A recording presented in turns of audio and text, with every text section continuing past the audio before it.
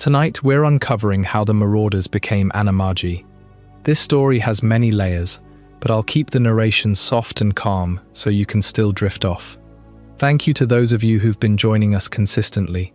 If you're falling asleep with us tonight, let me know in the comments how many nights in a row you've been here. And if this is your first night, just comment night 1. Now back to the video. In their second year at Hogwarts, 3 Gryffindor boys learned the secret their friend had been carrying alone. Remus Lupin was a werewolf. Every month, as the full moon rose over the Scottish hills, Remus disappeared from the castle. The other students knew only that he was often ill, thin, and exhausted. They saw the careful concern of Professor Dumbledore, the mysterious absences, and perhaps the strange way Remus seemed to dread a date on the calendar long before it arrived. But James Potter, Sirius Black, and Peter Pettigrew were not known for accepting mysteries at a distance.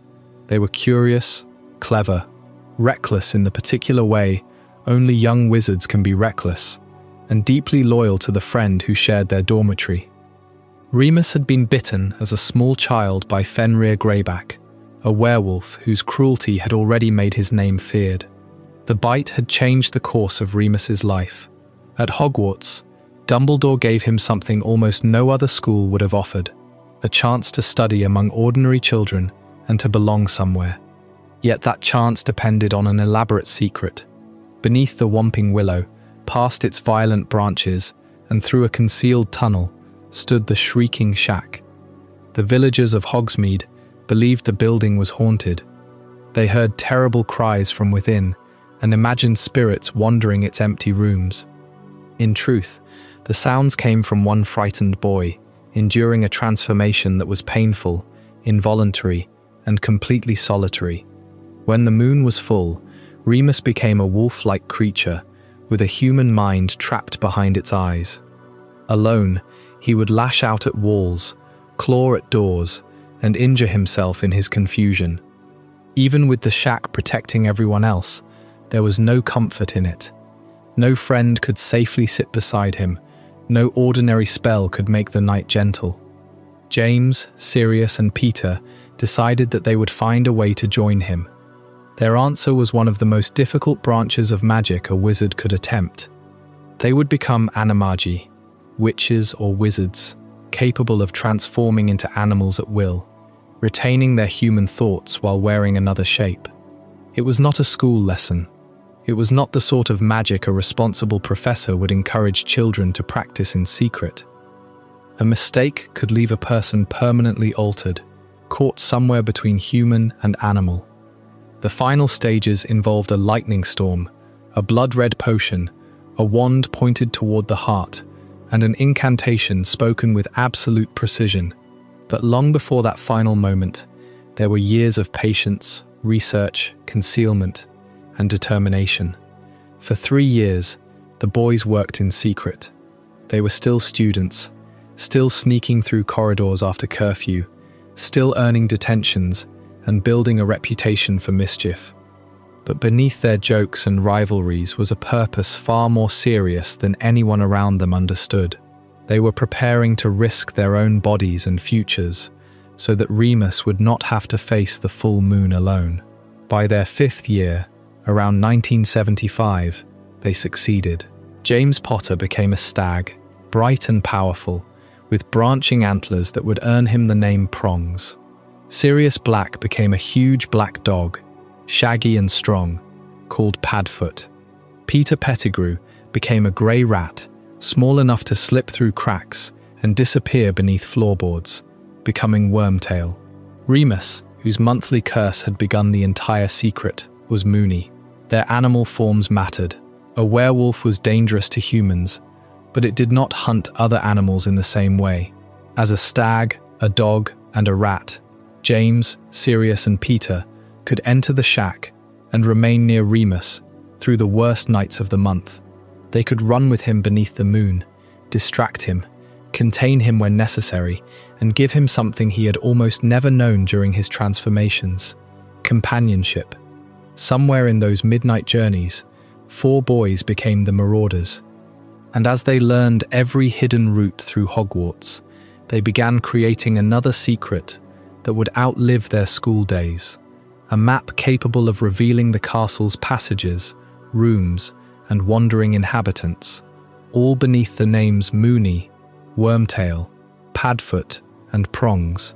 Moony, Wormtail, Padfoot, and Prongs. 4 signatures hidden in plain sight on a piece of parchment that would one day hold the secrets of an entire castle. To anyone who found the map, those names were simply a password. But to the 4 boys who wrote them, they were the truest version of themselves, captured forever in ink. They were a confession of what they had become, and a reminder of what they had done. The Marauders map is celebrated as one of the greatest magical artifacts of its kind. Hogwarts' greatest mapmakers had charted every hidden passage, every secret room, every invisible corner of the school they loved. But the map was never the true masterpiece. It was a tool, a shield, and a weapon built to protect a secret so dangerous it could have destroyed everything. That secret was Remus Lupin, a boy who had been bitten by a werewolf when he was small enough to be carried. Every month, as the moon swelled in the Scottish sky, Remus was forced to transform into a creature of pure instinct. He was exiled to the Shrieking Shack, isolated and alone, because the world around him considered him a threat. But James Potter, Sirius Black, and Peter Pettigrew refused to let him suffer alone. They wanted to be with him. They wanted to run beside him. They wanted to prove that he was not a monster. This is the central mystery of the Marauders. Why would 3 young wizards risk everything for an illegal and dangerous transformation? The Ministry of Magic did not allow unregistered Animagi for a reason. The magic was volatile. The consequences could be permanent. A misstep could trap a wizard between forms forever. But James, Sirius, and Peter made a choice. They chose loyalty over safety. They chose friendship over the law. They chose to become animals so that Remus could have company in the one place no one else could follow. A werewolf is a danger to humans, but a werewolf does not hunt a stag, a dog, or a rat. By taking the forms of animals, they could enter the Shrieking Shack without fear. They could run with him through the dark, distract him from his pain, and contain him when the wolf inside him tried to break free. It was an act of loyalty so profound that it almost defines the word. But the story of the Marauders is not a story with a happy ending. The very bond that made them brothers would be tested by the world outside Hogwarts. The war with Voldemort pulled them in different directions. The pressures of adulthood strained the vows they had made as boys. The secret they had worked so hard to protect would become the weapon used against them. Moony, Wormtail, Padfoot, and Prongs. One of them would become a traitor. One of them would fall to a killing curse in his own home. One of them would spend 12 years in the darkness of Azkaban, a prison for a crime he never committed, his innocence known only to the rat who had betrayed him. And one of them would survive it all, carrying the grief of a lost generation in his heart until the very end. The map they created together was a monument to their friendship. It was a way of seeing everything, of knowing the location of every soul in the castle. It was the ultimate expression of the freedom they had found in each other. But the map could not see the future. It could not warn them of the darkness that was waiting just beyond the walls of Hogwarts. It could not map the path of the tragedy that would eventually separate them forever. The names on the map are the only legacy of that friendship. Moony, Wormtail, Padfoot, Prongs. They are the signatures of 4 boys who loved each other enough to risk their bodies, their futures, and their very humanity. They are also the signatures of a story that twists love into loss, loyalty into betrayal, and friendship into grief. The story of how they achieved their transformation is a story of patience and sacrifice. It is a story of brewing a potion in secret for months, hiding their work from professors who would have stopped them, waiting for the storm that would complete the spell. It is a story of pointing a wand at their own hearts and trusting that the magic would reshape them. But that story is only meaningful because of why they did it. They did it so that one boy would not have to face the night alone. The signatures on the Marauders map, Moony, Wormtail, Padfoot, Prongs. 4 nicknames written in ink, hiding a deeper truth. Those names were not born on parchment. They were forged in the fires of friendship, years before the map was ever drawn. To understand the Animagi, to understand the map itself, you have to go back to the very beginning. Back to September 1st, 1971. Back to the moment 4 boys walked into a castle for the first time, carrying nothing but trunks, wands, and the heavy weight of their own unknown futures. Among the first years shuffling nervously into the great hall for the sorting that evening were 4 boys who would redefine what it meant to be a Gryffindor. James Potter strode in with a confidence that bordered on arrogance. He was brilliant, quick-witted, raised on stories of adventure, and he had never met a rule he did not want to bend. Beside him, or rather, pulling slightly ahead, was Sirius Black. If James burned with golden confidence, Sirius burned with something sharper: rebellion. He was fleeing a name that carried rot and darkness, the Black family tapestry of blood purity, and he wanted nothing to do with any of it. Following a step behind them, quieter, smaller, was Peter Pettigrew. He was eager, nervous, looking for a place where he could belong. He saw the light radiating from James and Sirius, and he wanted to be close to it. He was a boy who would follow. And then there was Remus Lupin.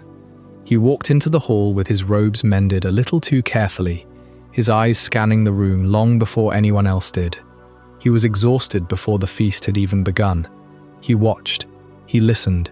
He felt the weight of the secret he carried in his bones. The sorting hat barely touched their heads.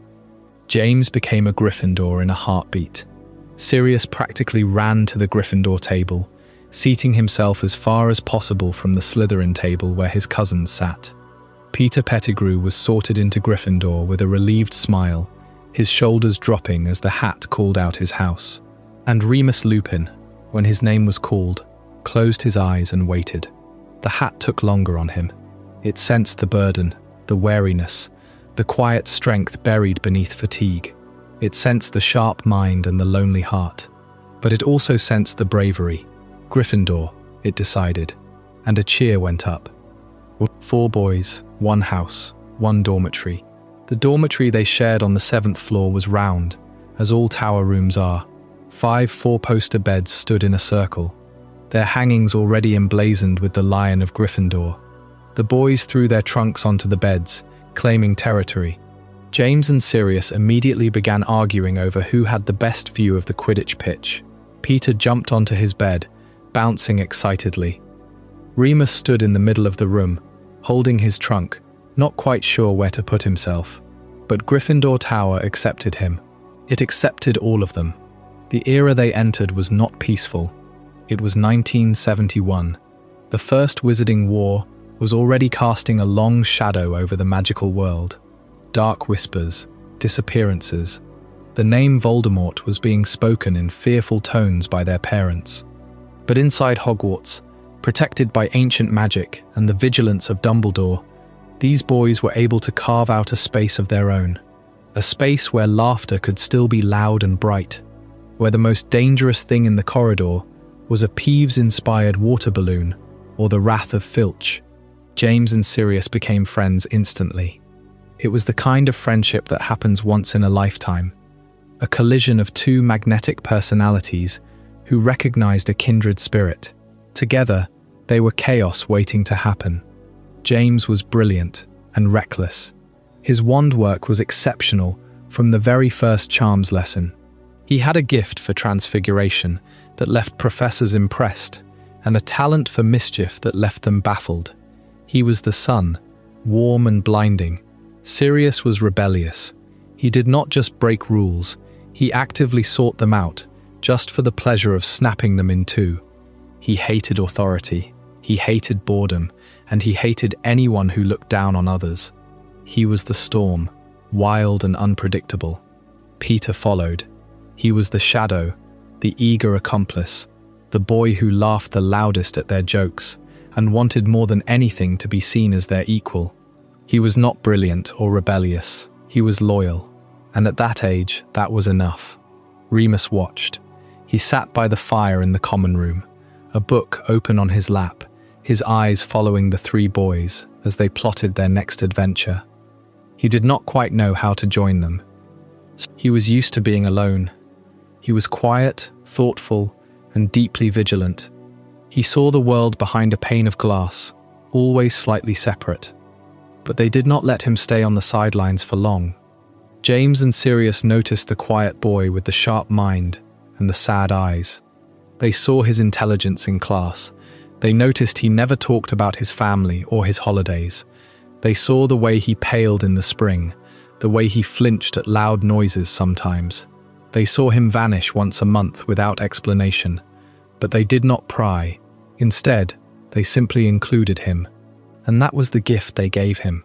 A place at their table, a shared plate of treacle tart, a laugh in the corridor. The first adventure was entirely accidental. A student in their year, a Slytherin boy with a permanent sneer, tried to trip Remus in the corridor. James saw it happen and, without a moment of hesitation, hexed the boy with a jinx that made his ears sprout feathers. The boy ran off, squawking. Remus looked at James, a small, surprised smile touching his lips. "You did not have to do that," he said. James just shrugged. He was being a prat. That was the moment. The unspoken pact. From then on, the four of them were inseparable. The bond that formed between them was not forged in grand adventures. Not yet. It was forged in quiet dormitory conversations after curfew, in stealing cakes from the house elves in the kitchen, in hexing Slytherins who sneered at Muggleborns, in shared detentions with Filch in the trophy room, in the feeling of being outsiders who had finally found a tribe, a family they had chosen for themselves. James and Sirius were outsiders by choice. They rejected the rules of the pure-blood society they were born into, and the school rules they found arbitrary. Peter was an outsider by circumstance, desperate to prove he belonged, terrified of being left behind. Remus was an outsider by fate, by a single moment of cruelty from Fenrir Greyback that had marked him for life, setting him apart from the very magic he loved. But together, they were not outsiders. They were Gryffindors. They were four boys against the castle, and they were utterly, completely happy in a way that none of them had ever been before. The laughter that echoed through Gryffindor Tower that first year is impossible to replicate. It was raw, it was loud, it was the sound of walls coming down. James and Sirius taught each other everything they knew about bravery and defiance. Remus taught them patience and observation. Peter taught them what it looked like when someone admired you completely, without jealousy, without reservation. They became the Marauders in spirit, long before they ever signed that name on a piece of parchment. And that was the foundation, the unshakable ground upon which everything else would be built. The map, the transformations, the war, the betrayal, the sacrifice. It all started here, in 1971, in a stone tower, in the heart of a castle that held them safe. But outside those walls, the world was changing. A shadow was stretching across the British wizarding world. And for one of them, a very specific shadow was already woven into his very blood. The next full moon was already scheduled in the ancient rhythm of his body, a calendar of pain he could not escape. They were still just boys, but the foundations of what would define them were being poured, deep and strong, into the bedrock of their friendship. And at the center of it all was a secret, a dangerous, isolating secret that one of them could no longer keep to himself forever. It was only a matter of time before the laughter quieted and the truth demanded to be known. But that reckoning was still a few full moons away. For now, they were just four boys, asleep in their curtained beds, dreaming of Quidditch and mischief and the boundless magic of being young and together. Gryffindor Tower held them safe, but it could not shield them from what was coming. To understand the Marauders, you first have to understand the secret that bound them together. James Potter, Sirius Black, Peter Pettigrew, and Remus Lupin. 4 names on a map, 4 friends in a tower. But one of them was carrying a weight that threatened to tear him apart before their story even truly began. Remus Lupin's secret begins long before Hogwarts, with Fenrir Greyback's attack. It started in the dead of night. Remus was only 4 years old, sleeping in his bed, safe in the warm walls of his family home. His father, Lyle Lupin, was a respected ministry official, an expert on dark creatures, but he was also a man with a fierce temper. When Fenrir Greyback was brought to trial for the murder of 2 children, Lyle stood before the Wizengamot and spoke the words that would seal his son's fate. He called Greyback a soulless monster. He claimed that all werewolves were evil, driven only by the urge to kill. Greyback, standing in the courtroom, heard every word, and he swore revenge. Lyle should have known that Greyback did not attack adults. He attacked children. He targeted the young because he wanted to build an army of werewolves from the innocent, and he wanted Lyle Lupin to suffer the worst fate a parent could imagine. He broke into the Lupin home while Lyle was away on ministry business. He found the small boy in his bed, and he bit him. The bite condemns Remus to transform painfully every full moon. That is the nature of the curse. It is not a gentle thing. It is a violent, tearing apart of the human form. Every month, when the moon rises full and silver in the sky, the werewolf inside must come out. For a child, it is pure agony. Remus would scream. His bones would break and reshape. His mind would slip away into a deep, empty hunger. There was no controlling it. There was no bargaining with the wolf. He was a prisoner in his own body, condemned to transform whether he wanted to or not. His parents were devastated. Hope and Mercy and Mary, they did everything they could. His father searches for help, but the wizarding world offers werewolves fear rather than mercy. Lyle Lupin had spent his career arguing that werewolves were dangerous. He had helped write the laws that pushed them to the edges of society. Now his own son was one of them, and he found that the world he had helped build had no forgiveness in it. He traveled across the country, seeking healers and alchemists. He offered every galleon he had, but the doors were closed. The verdict was final. There was no cure. There was only hiding. There was only shame. The Lupin family became recluses, terrified that the truth would be discovered. Remus grew up isolated, knowing that his very existence was a crime in the eyes of the ministry. He was a monster. That was what the world told him, and he believed it. But one letter changed everything. An owl arrived at their door, carrying a letter from Hogwarts School of Witchcraft and Wizardry. Albus Dumbledore had heard of their plight. And Dumbledore sees a child before he sees a monster, and offers Remus a place at Hogwarts. It was an act of pure, radical kindness. Dumbledore did not ask about the curse. He asked about the boy. Was he bright? Did he love magic? Did he deserve a chance to grow up? Lyle Lupin wept when he read that letter. It was the first time anyone had treated his son like a human being since the attack. Dumbledore did not just offer a place. He built a sanctuary. He ordered the Whomping Willow to be planted, and beneath it, a tunnel was dug that led to the Shrieking Shack in Hogsmeade. The shack was fortified, made completely secure. No one could get in, and the wolf could not get out. Madame Pomfrey, the school matron, was trusted with the secret. She would tend to Remus after every transformation, healing the worst of the damage. It was a lifeline. It was a childhood, rescued from the brink of total darkness. So when Remus Lupin walked into Hogwarts in 1971, he was the quietest of the 4 boys in Gryffindor Tower. He was the one with the patched robes and the second-hand books. He was the one who looked tired, but he was also the one who found the deepest friendship of his life. James Potter did not care about scars. Sirius Black recognized a fellow outcast. Peter Pettigrew simply wanted a group to belong to. They became inseparable. They wrecked the corridors. They dueled in the common room. They lived for mischief. But every month, without fail, Remus would grow pale.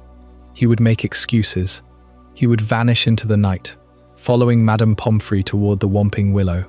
The Marauders were not stupid. They saw the pattern. Sirius had grown up in a house of secrets, and he knew how to detect a lie. James loved a mystery, and he loved his friend. They began to watch. They began to piece together the truth. And when they finally understood the curse that Remus carried, they did not run from him. They ran toward him. They decided that his secret would not be a burden he had to carry alone. They would find a way to be with him during the full moon. They would learn the ancient and dangerous art of becoming Animagi. It was a decision that defied the ministry, defied the rules of magic, and defied every instinct of self-preservation. It was the purest act of friendship ever seen at Hogwarts. Remus Lupin's curse was a sentence of isolation, but Albus Dumbledore had a history of turning walls into doorways. For Remus, he built an impossible arrangement.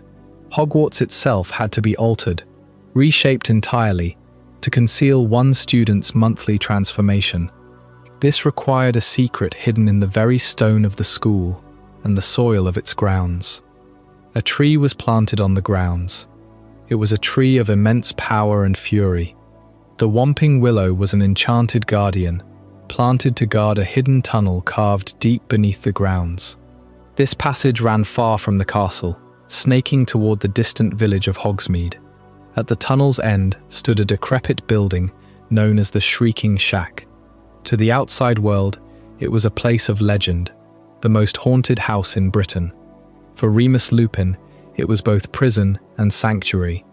Once a month, the school matron would lead him through the tunnel and lock the door behind him, leaving him inside the shack to endure the transformation alone. The sounds of his agony travelled. The villagers of Hogsmeade heard the howls and the terrible screams. They heard the walls shake and the furniture splinter. They invented ghost stories to make sense of the horror, giving the shack its name. But they never realized the truth was far sadder. There was no ghost trapped in that house. It was a young boy, condemned to punishment for a curse he had never chosen, hidden away by a headmaster who could give him an education but could not give him a cure. This arrangement gave Remus a chance, but the cost was his freedom. He became a master of secrets, carrying the weight of a massive deception simply to exist within the castle walls. But he was not alone in his vigilance. James, Sirius, and Peter began to notice. They saw the exhaustion. They saw the injuries that did not come from schoolyard mischief. They watched their friend deteriorate, retreat, and vanish every month. And they made a decision. They decided that Dumbledore's impossible arrangement was not enough. They would find a way to reach him, a way to stand beside him through the darkness. Their answer was audacious, dangerous, and almost impossible. If Remus became a werewolf around humans, he would lose himself completely. But werewolves reacted differently to animals. James Potter, Sirius Black, and Peter Pettigrew decided they would become animals themselves. They did not ask for permission. They did not tell Dumbledore, and they certainly did not tell Remus at first. For years, they studied the complex and secret art of becoming Animagi. It was magic so difficult that most fully trained witches and wizards never attempted it. A single mistake could leave a person permanently transformed, trapped between human thought and animal form. Yet the boys persisted. James became a stag, large enough and strong enough to challenge a werewolf without becoming prey. Sirius became a great black dog, swift, powerful, and fearless. Peter became a rat, small enough to travel unseen through cracks, corridors, and hidden places. Together, they could enter the tunnel beneath the Whomping Willow and join Remus in the Shrieking Shack. When Remus finally learned what they had done, the secret changed everything. He was no longer alone during the worst nights of his life. His friends could not cure him. They could not stop the transformation, or remove the pain, or restore the control he lost beneath the full moon. But they could be there. They could run with him across the grounds and through the forests beyond Hogwarts. They could distract him. They could keep him from turning his rage toward innocent people. It was an act of profound loyalty. It was also breathtakingly reckless. The four boys began to call themselves the Marauders. They explored every hidden corner of Hogwarts, mapping secret passages, concealed rooms, moving staircases, and routes that even many teachers did not know existed. Their greatest creation was the Marauders map, a piece of enchanted parchment that revealed the castle in extraordinary detail. It showed the names and movements of every person within Hogwarts. It displayed corridors, classrooms, tunnels, and places carefully hidden from ordinary eyes. The map was not merely a prankster's tool. It was born from their need to protect Remus. They needed to know where everyone was before they led a werewolf through the grounds. They needed to avoid students, staff, and anyone who might stumble into danger. But like so many secrets, the map became a symbol of both their brilliance and their arrogance. They believed they knew the castle better than anyone. They believed they could control the risks. For a time, they managed it. Remus found happiness in those nights, even if it was happiness built around a curse. James, Sirius, and Peter gave him something he had almost never known. The feeling that he was not monstrous in the eyes of those closest to him. They saw the wolf. They understood the danger, and they chose to stay. But not all of their friendships were as kind. Sirius Black had a cruel streak, especially when it came to Severus Snape. Snape had long suspected that Remus was hiding something. He noticed the monthly disappearances. He noticed the strange concern James and Sirius showed whenever the full moon approached. Sirius, either out of spite or thoughtlessness, told Snape how to reach the secret beneath the Whomping Willow. He told him how to freeze the tree. Snape followed the clue. He entered the tunnel, and he came dangerously close to discovering the truth waiting inside the shrieking shack. James Potter stopped him before it was too late. He pulled Snape back from the tunnel and saved his life. But the rescue did not erase what had happened. Snape knew enough to understand that something terrible was being concealed. Dumbledore demanded his silence. Remus was left with another burden, another person who might look at him and see only a threat. This was the contradiction at the heart of Remus Lupin's youth. He had friends who would risk their lives for him, but their loyalty could also create danger. He had a headmaster who protected him, but only by forcing him into secrecy. He had a place at Hogwarts, yet every month he was reminded that his place depended on nobody learning who he truly was. And still, those years mattered. They gave Remus more than an education.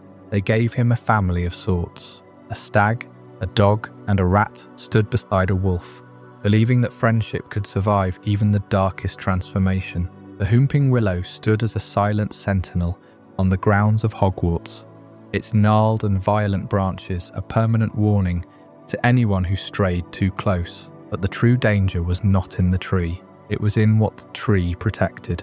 A hidden tunnel snaked beneath the roots, leading away from the safety of the castle and into a dark pocket of the world that was designed for one purpose alone. Every month, when the moon began to swell in the sky, a door opened, and Remus Lupin walked through it. The monthly disappearance became a rhythm. If you looked closely, you could see the pattern written in the margins of the school calendar.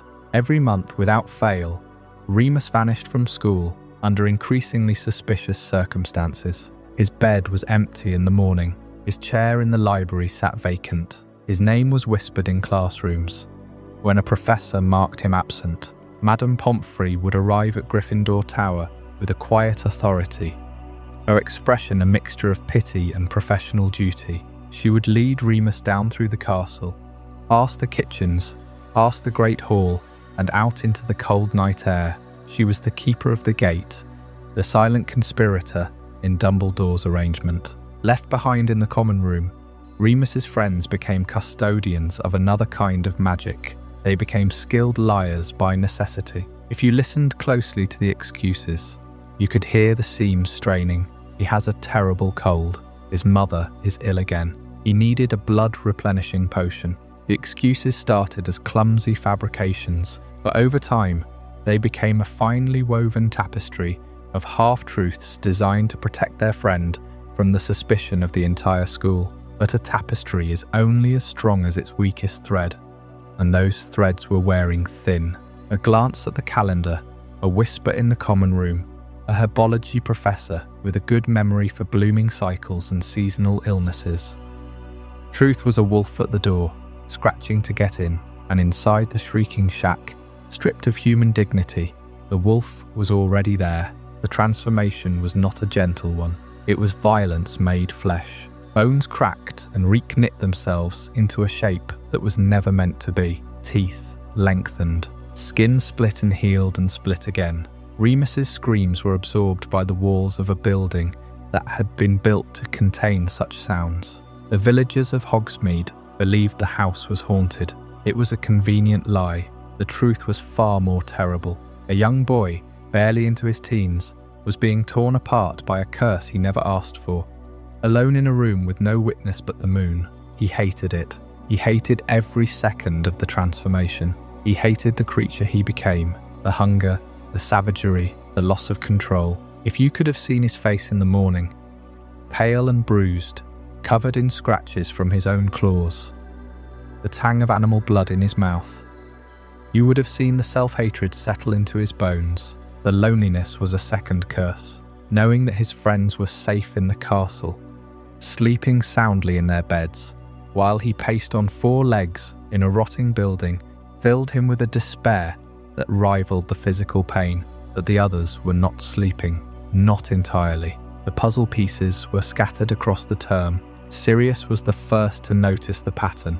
He had an eye for connections, for the hidden meaning beneath the surface, the full moon, every single time. James saw the physical evidence, the torn, frayed edges of Remus's robes, the bruises he tried to hide with long sleeves, the way he winced when he sat down in the morning. Peter found a book on magical maladies in the library. It was missing a page on werewolves. He did not need the missing page to understand the implication. The others began to realize that Remus was not merely ill, he was hiding something enormous, a transformation that was rewriting the very rules of his body, a secret that explained the tunnel, the tree, the late-night walks with Madame Pomfrey, the monthly absences. The truth settled over them like a heavy cloak, and the fear did not push them away, it pulled them closer. They saw their friend suffer alone every month, and it felt like a betrayal of everything their friendship was supposed to mean. The idea began as a whispered suggestion in the darkness of their dormitory. If they could not cure him, they would stand with him. The only way to truly stand with a werewolf, they realized, was to become animals themselves, to shed their human forms and walk beside him on 4 legs, not as victims but as companions. It was a thought so reckless, so brilliantly mad, that it could only have come from the 4 of them, a dangerous branch of magic, older than the ministry that had outlawed it. They had no idea it would take 3 years of secret study, or that it would require incredible sacrifices, or that it would bind them together in a secret so deep it would echo through the next 2 decades of magical history. But in that moment, in the glow of the firelight, with the image of their friend's suffering burned into their minds, the pact was made. For months, James, Sirius, and Peter had accepted their friend's vague explanations. Remus was ill, he said. He had a chronic condition that flared up every few weeks. Madame Pomfrey took him to the hospital wing, but by the end of their 3rd year, patience was wearing thin. The excuses no longer added up. Why would a sickly student disappear on the same night every month? Why did the Whomping Willow's branches thrash violently whenever he was gone? And why did Remus return looking hollow-eyed, his robes torn, his voice hoarse, as if he had run 100 miles through a storm? James, Sirius, and Peter refused to accept Remus's vague explanations forever. They were Gryffindors, proud of their reputation for mischief and rule-breaking, and they had spent 3 years learning every secret passage, every hidden corridor, every blind spot in the castle's security. Their talent for sneaking through Hogwarts had already earned them a reputation among the teachers. Filch despised them, Snape suspected them, and even the prefects gave them a wide berth. Now they turned that talent toward uncovering the truth. It started with observation. Sirius noted that Remus's disappearances always coincided with the full moon. James checked the lunar calendar in the library and found the pattern bleeding obvious once you looked. Peter, small and unnoticed, began trailing Madame Pomfrey on those nights. He watched her lead Remus down the staircase from the hospital wing, past the grand staircase, toward the ground floor. He saw them exit through a side door near the greenhouses and disappear into the shadow of the Whomping Willow. They could have confronted Remus directly. They could have demanded an explanation, but the four of them had built their friendship on trust, and demanding felt wrong. Instead, they decided to see for themselves. On the night of the next full moon, James, Sirius, and Peter crept out of Gryffindor Tower under the invisibility cloak, the one James had inherited from his father. They followed the same path Madame Pomfrey had taken. The Whomping Willow stood silent for a moment. Then its branches began to writhe as if alive. They watched as a small knot on the trunk was pressed, freezing the tree in place. A trapdoor gaped open at its base. They slipped through the tunnel. Beneath the willow, the passage sloped downward, cold and damp, smelling of earth and something else, something animal. At the far end, a wooden door led into the Shrieking Shack. The shack was infamous. The most haunted building in Britain, they had been told. But as they pressed their ears to the door, they heard sounds no ghost could make. A howl deep and raw rattled the walls. Then a crash, a snarl, the sound of furniture splintering. They pushed the door open. Inside, the room was a wreck, and in the centre, crouched on all fours, was a creature they had only ever seen in textbooks, a werewolf. Its snout was slick with foam, its eyes glowed amber, and its claws had carved deep grooves into the floorboards. For a moment, the three boys froze. The expected horror, the terror they had been raised to believe, gripped them. A werewolf was a monster, a killer, a cursed thing that deserved only fear. But then they saw something else. The werewolf's transformation was agonizing. Its limbs twisted, its spine arched, and its jaws snapped shut with a sound like breaking bone. And in the midst of that suffering, they recognized the face beneath the fur, the shape of the jaw, the scar above the left eyebrow. It was Remus. The horror never came. Not really. What came instead was a hollow wave of understanding, followed by an overwhelming sense of loyalty. This was their friend. This was the boy who had lent them notes, who had laughed at their pranks, who had stayed up late talking about Quidditch and girls and the war beyond Hogwarts. He had never hurt anyone. He had been alone, locked in this shack every month, afraid that if anyone found out he would be expelled, or worse. James stepped forward. Sirius followed. Peter, trembling, stayed behind them but did not run. When the sun rose, Remus found them waiting. His transformation had ended. He was pale and exhausted, wrapped in torn robes. He expected them to recoil. He expected disgust or pity. Instead, James held out a hand and pulled him to his feet. Sirius clapped him on the shoulder. Peter mumbled something about it being not so bad. That morning, they made a pact. They would not tell Dumbledore. They would not tell anyone. But more than that, they would not let Remus go through his transformations alone ever again. They would find a way to join him in animal form, to be with him as beasts, so that he never had to face the full moon by himself again. It was a decision that would take 3 years to fulfill. 3 years of secret research, of stolen potion ingredients, of dangerous experiments under storm-lit skies. But that night, beneath the Shrieking Shack, the seed of the Marauders' greatest achievement was planted, and the secret, though exposed, only made them stronger. When the truth of Remus's monthly disappearances was finally laid bare, James, Sirius, and Peter did not do what Remus expected. They did not recoil. They did not retreat. The four of them sat in their dormitory as the confession poured out of Remus, like a wound that had been opened for the first time. He told them about the cold night he was bitten. He told them about Fenrir Greyback. He told them about the Shrieking Shack, the Whomping Willow, and the isolation of a boy who could never quite be himself. He prepared for the end of everything. Remus expected rejection because the world had taught him to expect fear.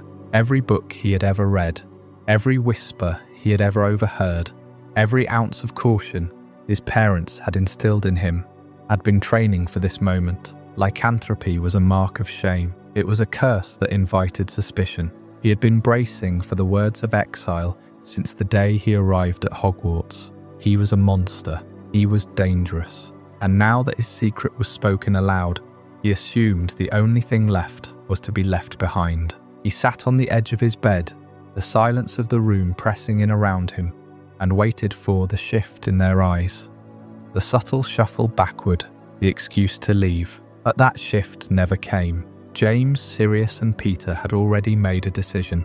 It was silent. It was absolute. It was not a decision born of blind bravado or a fleeting moment of heroism. It was born of a simple, unshakable truth that had been forming in the months of shared detentions, of map-making, of pranks against Snape, of those long nights in the common room when Remus would grow quiet for no apparent reason. Remus Lupin was their brother, and brothers do not abandon each other to the dark. They looked at him, not with pity, but with a fierce and quiet resolve. The next full moon was only a handful of nights away. They could see it in the sky outside the tower window, a pale sliver waxing toward its terrible conclusion. They looked at the calendar, they looked at each other, and in that look, without a single word needing to pass between them, they decided Remus would never face the moon alone again. That was the promise. The only question was how. Finding the answer consumed them. The library became their second home, a cold sanctuary of stone and silence, where they could search for the impossible. They snuck into the restricted section under the invisibility cloak and the cover of night, passing shelves of books, bound in what looked like dried skin, books that whispered warnings when you got too close. They searched for anything that could help them understand what it meant to be a werewolf and how to survive it. The facts they uncovered were grim. The transformed wolf has no human reason. It is a predator driven entirely by instinct, and it is most dangerous to its own kind. Humans trigger the wolf's hunting instinct. To be in the same room as an active werewolf is to invite certain death, but there was a thread of hope buried in the margins of an old, crumbling bestiary that Sirius pulled from the deepest shelf. The wolf is not drawn to animals. A stag in the forest is a neutral presence. A dog is not a target. A rat is invisible. The werewolf's threat is specific to human scent. The curse hunts its own kind. If they could shed their human form entirely, if they could become something other than human, they could stand beside him. They could run with him. They could be there. The idea that slowly took shape in the cold dormitory air was the most reckless thing the three of them had ever conceived. It was dangerous beyond measure. It was completely illegal, and it was in its own way deeply beautiful. They would become Animagi. The process was arcane and notoriously difficult. It could take years if it worked at all. A single mistake could leave them trapped halfway between forms, twisted and marked for life, a permanent scar of their failure. The Ministry of Magic required every single Animagus in Britain to be registered. Unregistered transformation carried the weight of a serious crime, a sentence that could end a life before it had truly begun. But for James, Sirius, and Peter, the risk was a small price to pay for Remus's humanity. A reckless idea, born of love and stubbornness, became a sacred pact. They looked at Remus, who was still sitting there, waiting for them to walk away, and they swore to him, without flourish, without ceremony, that they would master this magic. They would be there for him. They would share his burden. They would become the shadows that ran beside him beneath the full moon. This pact was a burden they carried in secret. No adult could know. No teacher could guide them. It was the four of them, against the most complicated spell work a wizard could attempt. The method was locked away in a specific set of handwritten instructions, hidden deep within the library's most restricted shadows. The first step was finding the text. The second step was surviving the reading of it. The third step was a leap of faith that would take years to land, anchoring them to a process that demanded absolute secrecy, precise timing, and a commitment that would test the very fabric of their friendship. The promise was made. Three friends stood beside Remus Lupin and swore he would not face the full moon alone. But a promise of that magnitude demands a method to fulfill it. and the only method available was the most dangerous magic a young wizard could attempt. They would become Animagi. Animagus magic is revealed here as one of the most difficult forms of self-transfiguration in the entire wizarding world. It is not a simple lesson one can master in a single term. It is a permanent, fundamental rewriting of the self. The wizard must perfectly reconcile their human soul with the instincts of an animal, creating a bridge between two entirely separate states of being. This is why the practice is never taught openly at Hogwarts, and why the Ministry of Magic watches it with such careful attention. The Ministry requires every Animagus to register, precisely because the power can be abused. An unregistered Animagus possesses the ultimate disguise. They can listen to conversations in places no human could reach. They can slip through bars that hold a human body. They can stalk the streets as a stray dog or a common rat, completely invisible to detection. The Registry of Animagi exists to pull these shadows into the light. It is a law designed to prevent espionage, to prevent crime, and to prevent the absolute freedom that comes from shedding your human identity. James, Sirius, and Peter understood this completely. They were not ignorant of the risk. They knew that discovery could mean expulsion, punishment, or worse. This was not a prank that would earn them a few weeks of detention with Filch. This was a violation of the most serious wizarding laws, and if they were caught, their futures would be destroyed before they even began. And yet, the legal consequences were not even the greatest danger they faced. Their plan is not simply illegal. One mistake could permanently distort their bodies. The process of becoming an Animagus is notoriously unforgiving. The ancient texts are filled with warnings of wizards who attempted the transformation and failed. They did not simply fail to transform. They became trapped in a horrifying middle ground, a human face with animal snout, a mind that could not control the limbs it inhabited, a body that was neither one thing nor the other, forever broken by a single moment of error. Every spell they attempted carried the risk of leaving them fundamentally changed. Despite all of this, they moved forward. The reasoning was deeper than mischief. Remus had spent his entire childhood believing he was a monster. He had learned to flinch away from friendship, expecting rejection. James, Sirius, and Peter had seen what the moon did to him, and they had decided that he should never have to face it alone. They would share his burden. The theoretical knowledge was the first mountain they had to climb. They spent long nights in the common room and the library, hunting through every obscure volume they could find. Becoming an Animagus requires a specific potion, a complex incantation, and a precise alignment with the natural world. The process demands patience of a kind they had never shown in class.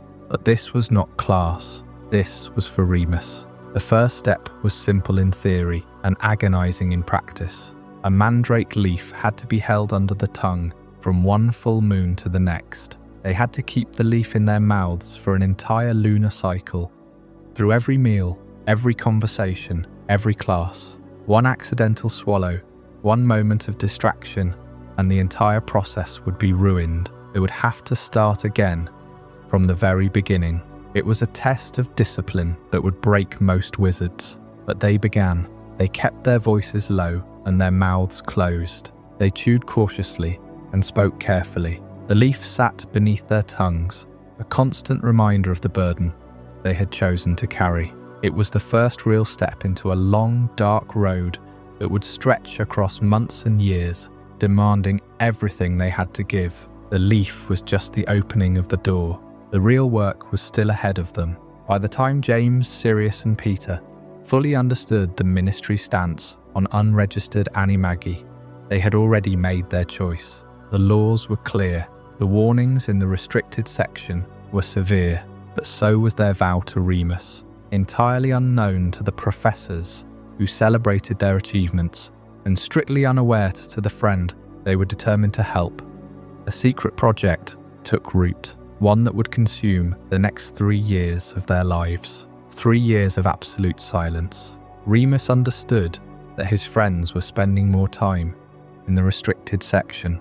He noticed the quiet that fell over the dormitory when he returned from the hospital wing, but he could not know the true purpose of their work. To admit what they were attempting would risk shattering the trust he had finally learned to give. So James, Sirius, and Peter carried the weight of their ambition alone. They worked in whispers while he slept, and in silence while he was away. Every failed experiment was a hazard they could not afford to leave in the open. A potion that smelled of burnt hair and river mud. A textbook with margins covered in frantic crossouts. These things could not be left in plain sight, so they became masters of concealment. They hid their notes inside the lining of their robes. They dropped files through gaps in the floorboards of unused classrooms. They buried their mistakes behind the everyday chaos of the Gryffindor common room. A spilled inkwell, a dropped book, a borrowed quill. These small distractions were enough to cover any glance, any hidden piece of parchment. Over the months, their magic sharpened. James could transfigure a match into a needle with no more than a flick of his wand. Sirius could hold a non-human form for whole seconds before snapping back to himself. These small victories were intoxicating. They tasted like proof that their impossible goal was within reach. But every book they consulted carried the same terrifying warnings. A single mistake in the Animagus transformation would trap a wizard halfway between forms forever. The risk was absolute. Confidence grew, but it never fully silenced the careful doubt at the back of their minds. They learned to recognize the signs of a failed spell, a scattering of feathers where a hand should be, a tail that refused to vanish. Each mistake had to be reversed quickly, hidden under the pretense of accidental magic or a badly aimed jinx. There were nights when Peter burst into tears over a cauldron that refused to settle. There were mornings when Sirius could barely look James in the eye, convinced they had wasted yet another month. And there were moments when James, the relentless optimist, had to sit alone in the dark and ask himself if they were chasing an impossibility. But every time doubt crept in, he thought of Remus. He thought of the sound of the shrieking shack at dawn, and he got back to work. They had an Animagus teaching them transfiguration every morning. Professor McGonagall, who could transform into a tabby cat as easily as breathing. She was proof that their goal was achievable, but she was also proof of the rules they were breaking. Every perfect lesson she gave was a reminder of the standards they had to meet in secret. They studied her more closely than she ever knew. The way she moved, the way she shifted between forms. They were learning from the best, even if their teacher had no idea she was providing this particular kind of instruction. There is a specific kind of silence that exists in a room where three people are holding their breath, a silence that is louder than any shout. The Marauders learned to live in that specific silence. They became so accustomed to it that the ordinary noise of the castle felt foreign to them. Every laugh in the great hall was a reminder of the weight they carried. Every comment from a professor was a potential trap. They learned to speak without moving their lips, to pass notes without being seen, to communicate with nothing more than a glance across a crowded room. The silence refined them. It taught them the value of a single shared look. This was a bond that went beyond friendship. It was a conspiracy built from absolute trust. Dumbledore had arranged a safe place for Remus to transform. He had trusted the Whomping Willow.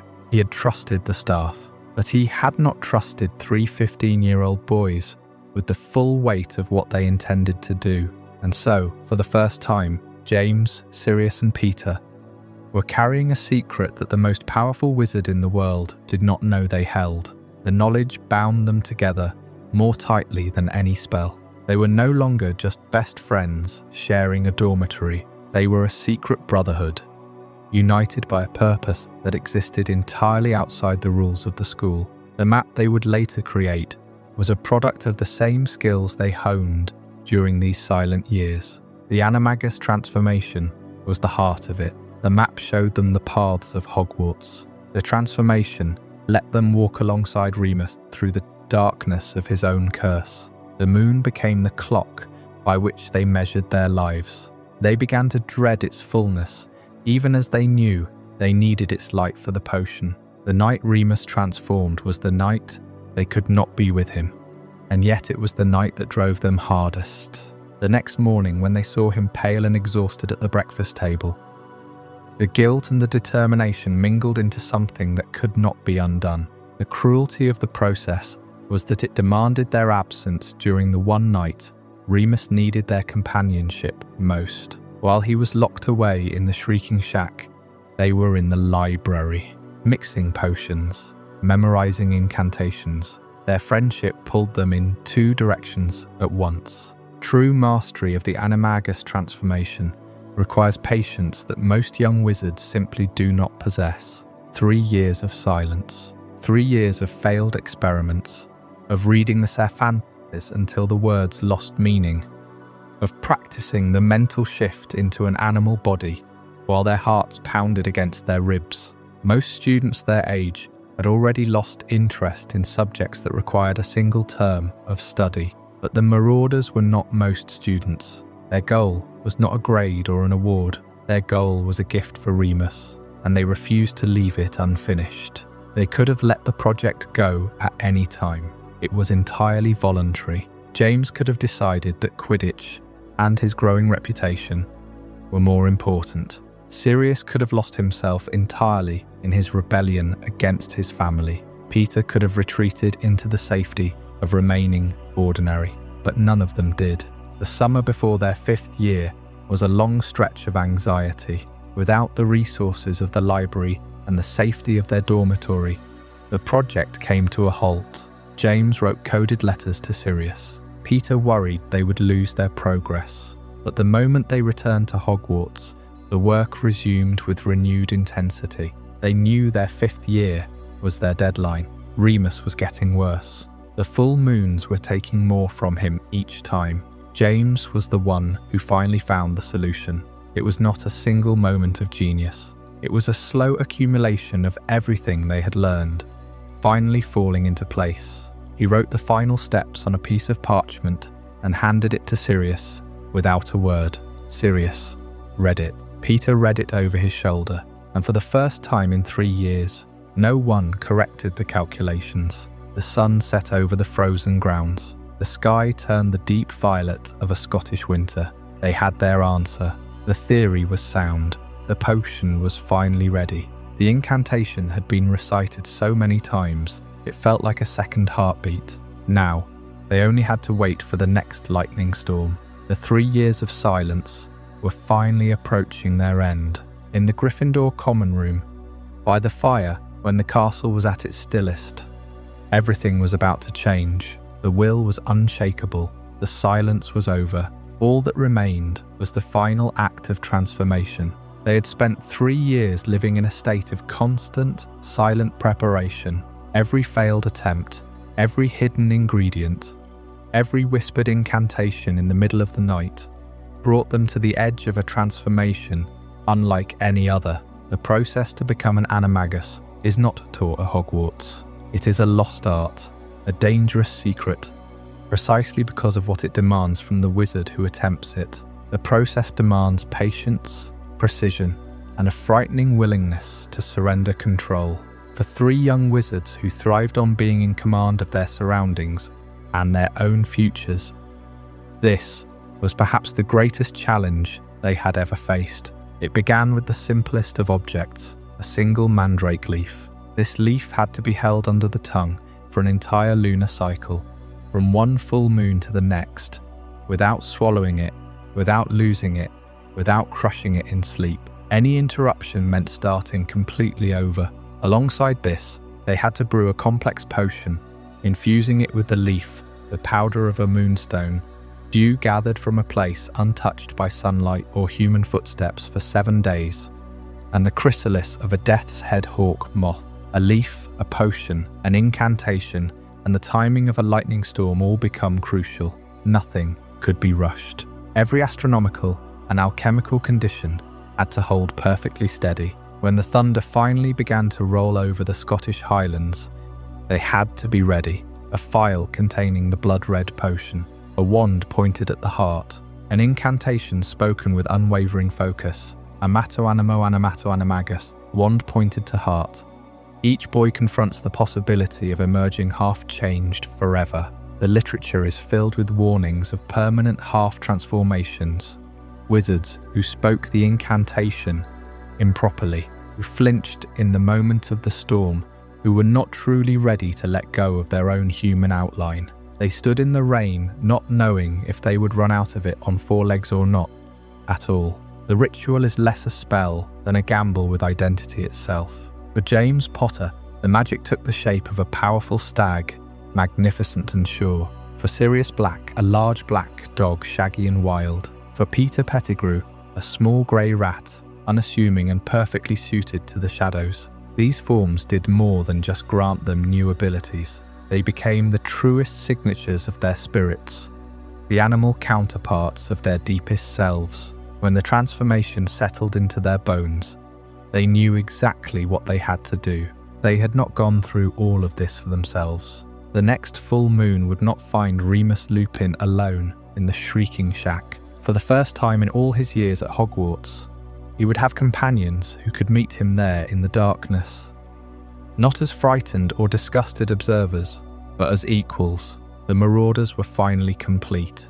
But becoming Animagi was only the beginning of the secret they would build together. James, Sirius and Peter could now accompany Remus beyond the locked doors of the Shrieking Shack, and their animal forms offered something no human companion ever could. A werewolf sees humans as prey, but a stag, a dog and a rat were different. They could run beside him, distract him, challenge him, and keep him from turning his rage entirely upon himself. At first, the nights were still dangerous. Remus had no memory of what happened after the moon rose. Only the familiar ache of waking and the evidence of destruction around him. But gradually, the marks on the walls became fewer. The wounds we carried back to his dormitory were not gone, but they were less severe. Somewhere beneath the wolf's fury, the presence of his friends was reaching him. Not enough to cure him, not enough to make the transformation gentle, but enough to keep him from being completely alone. James, in his stag form, was the strongest of them. He could hold the wolf's attention and lead him away from danger. Sirius was fearless, almost recklessly so, darting close enough to provoke pursuit and then racing away through the trees. Peter, small and quick, could slip through narrow spaces and vanish whenever the night became too violent. Together, they turned each full moon into something that resembled freedom. They began exploring farther from the castle grounds, crossing the dark hills and wandering through the forbidden forest. There, beneath the moonlight, the four friends became legends to no one but themselves. A great stag appeared among the trees. A huge black dog ran at his side. A rat moved through the undergrowth. And between them, a creature the villagers would later call a monster raced beneath the stars. It was during these nights that Hogwarts gained another secret. The passage beneath the Whomping Willow was no longer enough. The Marauders knew every hidden corridor, every loose stone, every staircase that shifted when it should not. They mapped the castle with the confidence of those who believed it belonged to them. Eventually, their discoveries became the Marauders' map, a piece of magic far more remarkable than it first appeared. The map did not merely show rooms and corridors. It revealed every person within Hogwarts, marked by name, moving through the castle in real time. It was a triumph of mischief, yes, but also of extraordinary magical talent. 4 boys had created an enchanted object, capable of tracking hundreds of people, recognizing secret passages, and concealing itself from anyone unworthy of its secrets. Yet even in those golden years, shadows were already gathering around them. Their friendship felt unbreakable because they had survived something impossible together. But the war beyond Hogwarts was growing closer. Voldemort's power was rising. Families were being divided.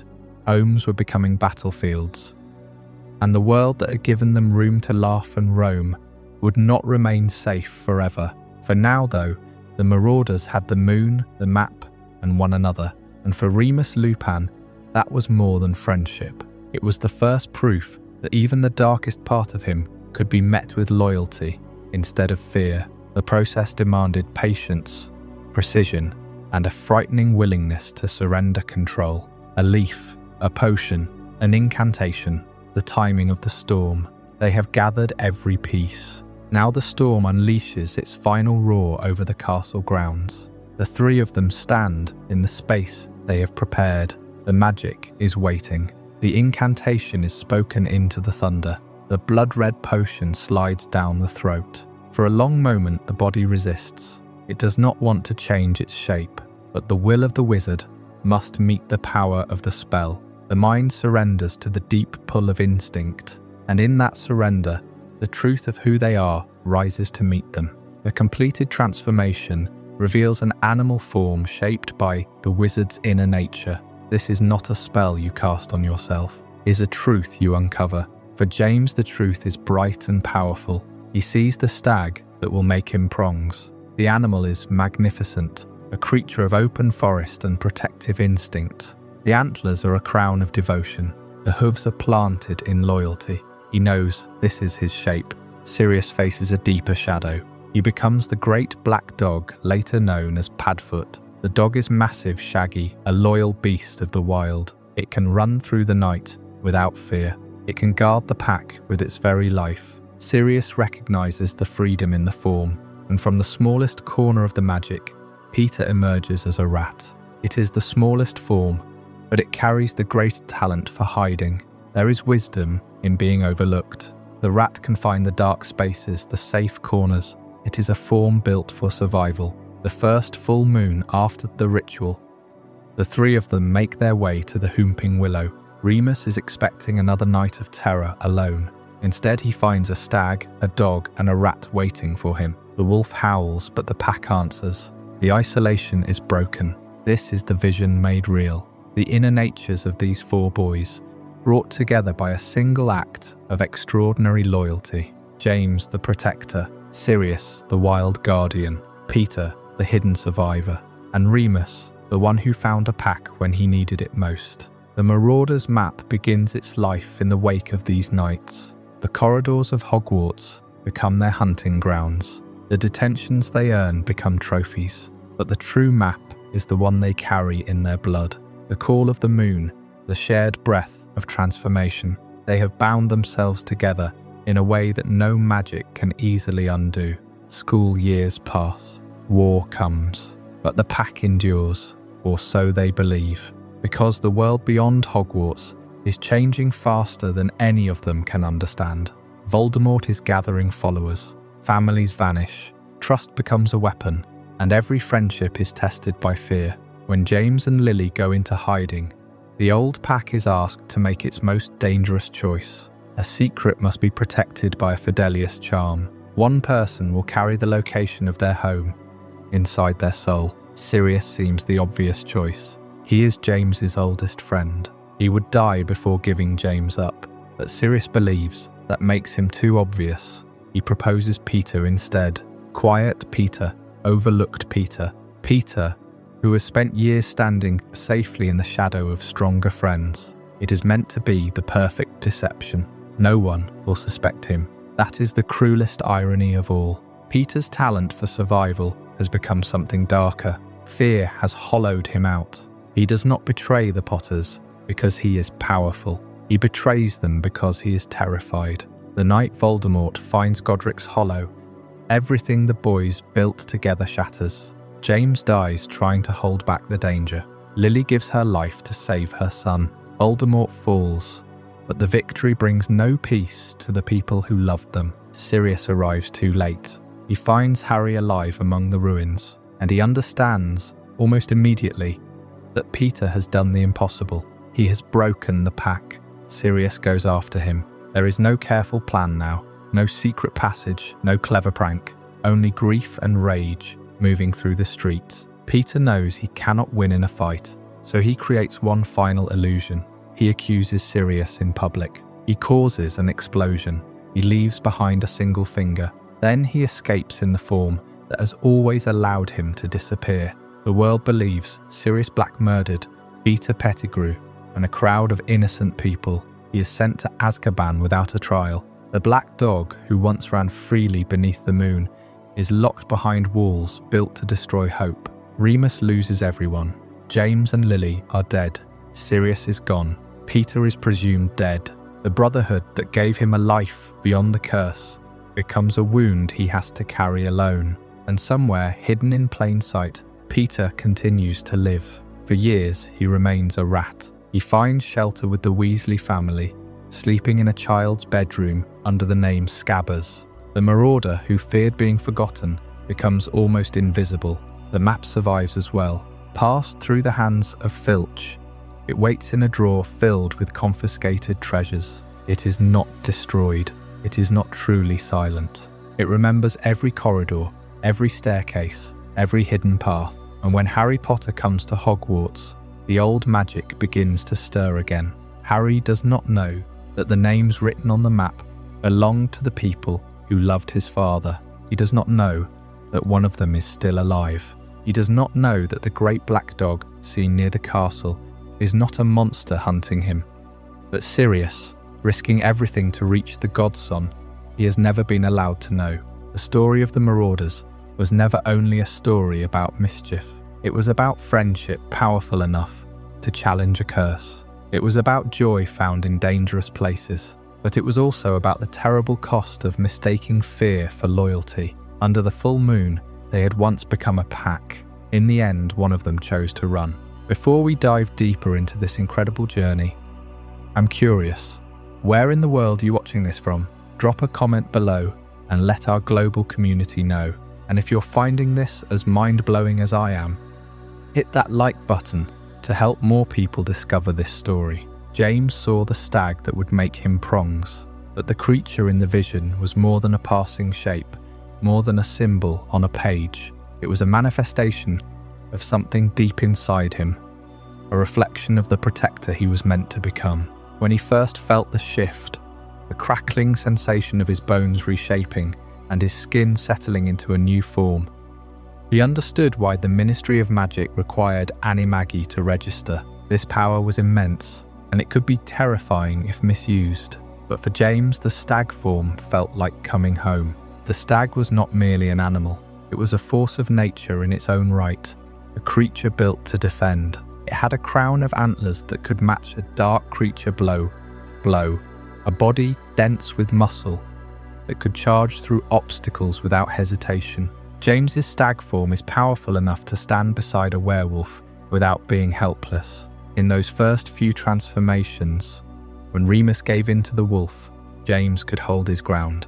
The antlers became a barrier, a set of branches that could deflect a charging wolf or pin a threat to the ground. He was not simply running alongside the danger like a frightened deer. He was an equal presence, a living shield that gave the wolf a target that was not a human friend. Sirius found his shape in the shadow of a large black dog. The form was shaggy, grim-looking to those who did not know him, and built for the hunt.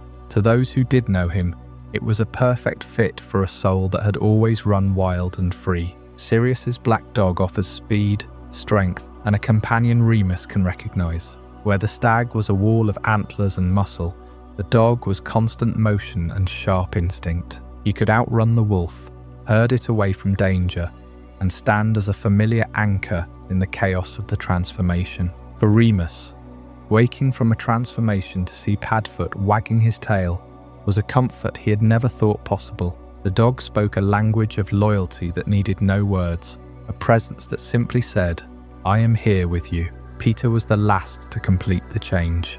It was harder for him. The magic required a deep surrender of identity, an acceptance of the animal hidden beneath the wizard. Peter's rat form gives the group a scout capable of slipping into unseen spaces. In a world where the other two were built for battle and open protection, the rat was built for survival through evasion. He could squeeze into the secret passages of Hogwarts that no other creature could follow, gather information from the shadows of the Slytherin common room, and escape a predator that would surely swallow the dog or the stag in a single gulp. While James and Sirius could fight, Peter could vanish.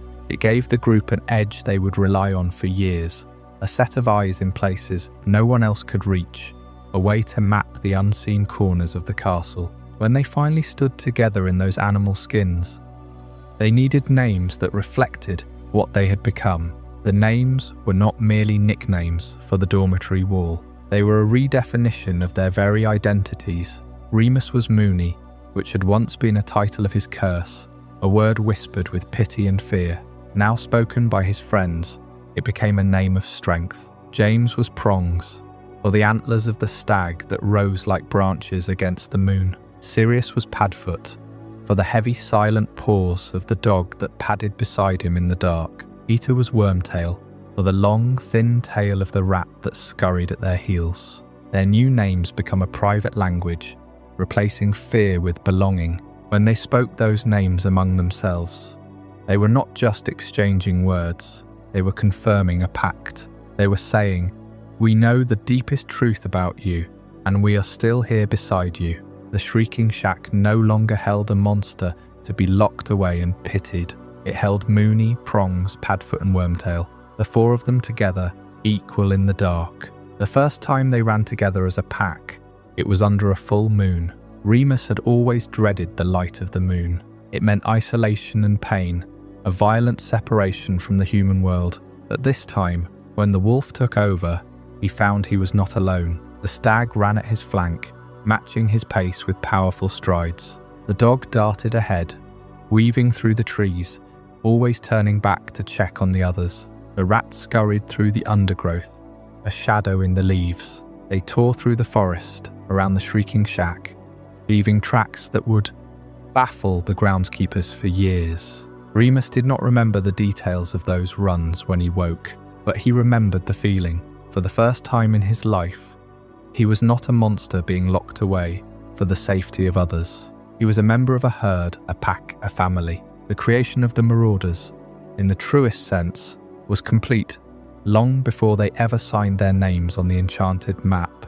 It happened in that forest, under the moon, when a stag, a dog, a rat, and a wolf learned to run together. They had bent the rules of magic to their breaking point, not for power or for glory, but purely for a friend who had been given no choice in his curse. And in doing so, they created identities that would outlast their school years. Prongs, Padfoot, Wormtail and Moony became legends whispered by younger students, stories of mischief and bravery that the map would carry forward to a new generation long after they had left the castle walls. The stag, the dog, the rat and the wolf. This was the foundation of a bond that would shape the rest of their lives. The loyalty that drove them to transform would eventually be tested by war, by fear, and by the weight of adult choices. But the shape of their souls, the animals that chose them, remained with them until the very end.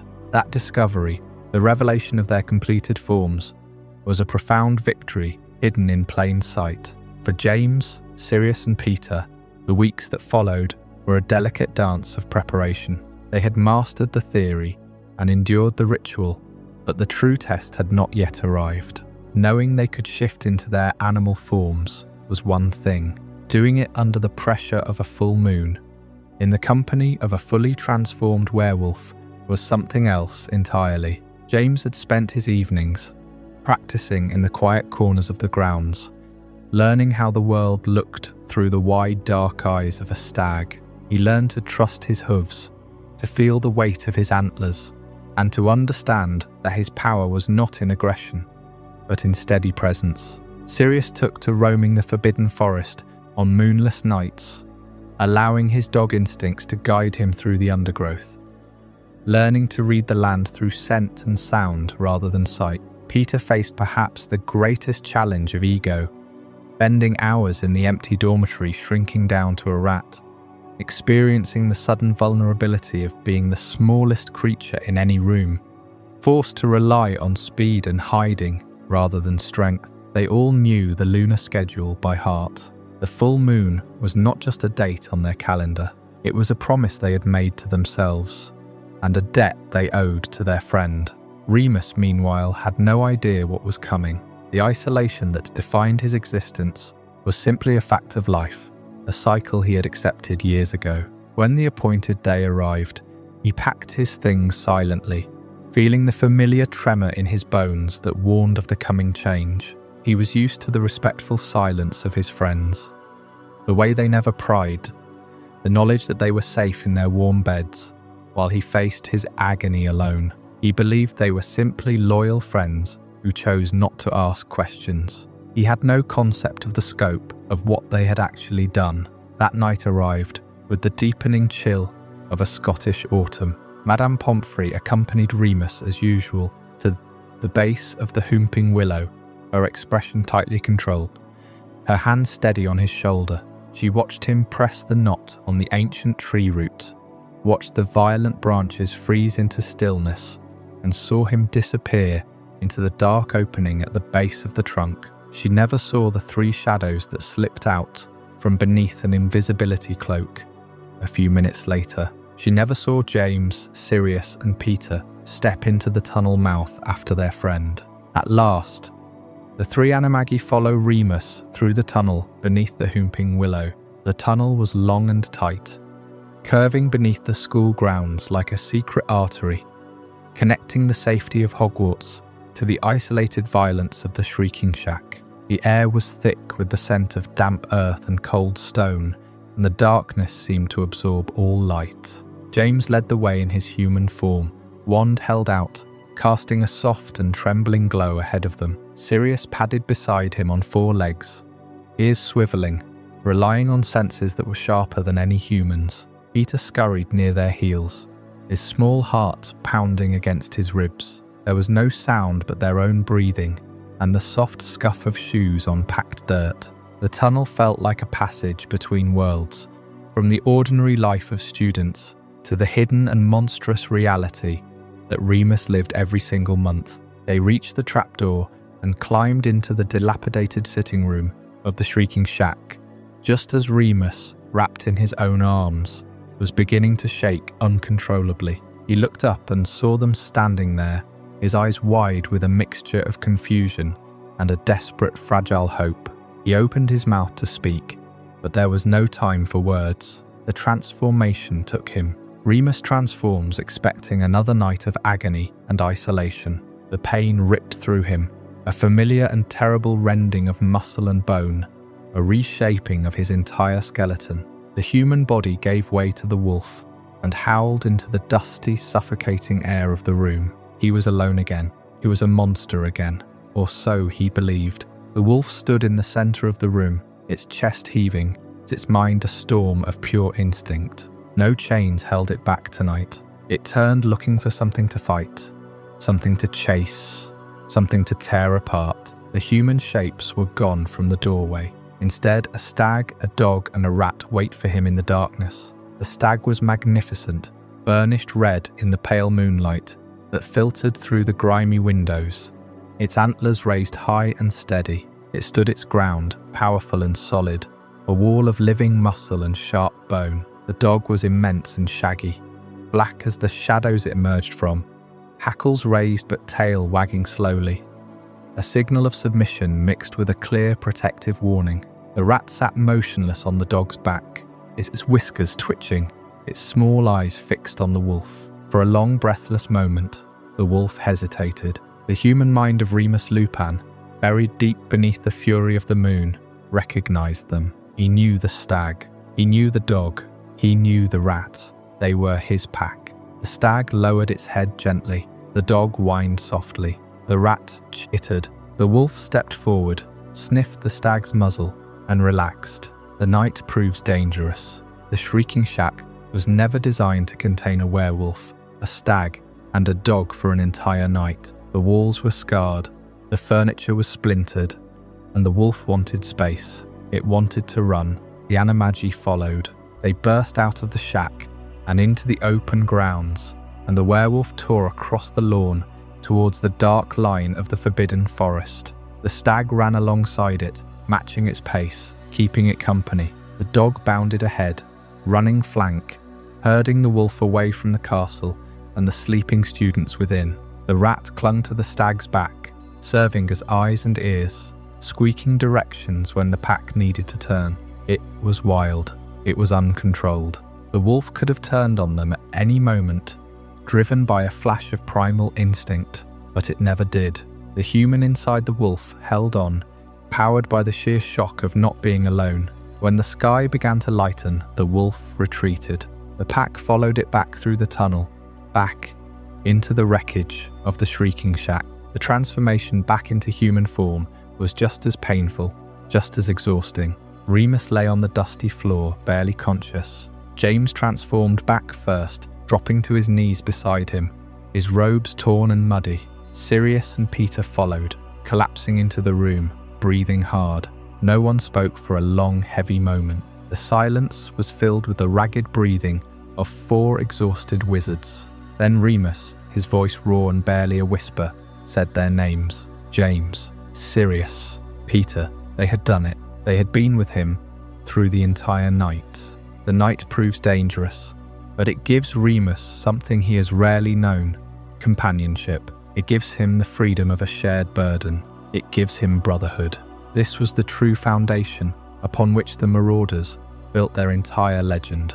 The pranks, the map, the rule-breaking, all of it stemmed from this central act of profound loyalty. They had crossed a boundary that very few wizards had ever dared to approach. The tunnel beneath the Whomping Willow became their private highway, leading to a secret world where they were not students or outcasts, but beasts running together under the moon. Prongs, Padfoot, Wormtail and Moony. The animal forms were not just disguises. They were symbols of a bond that transcended ordinary friendship. They were proof that loyalty and courage could silence the wolf, if only for one night out of every month. The war was already gathering on the horizon, its shadows lengthening, its demands growing louder.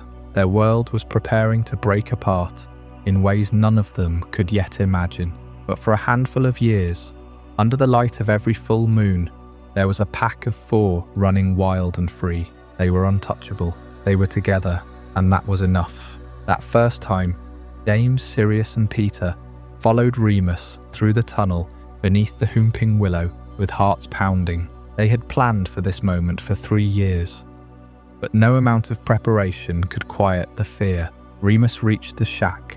The transformation took him and the wolf emerged, alone, furious and confused. But then he saw them.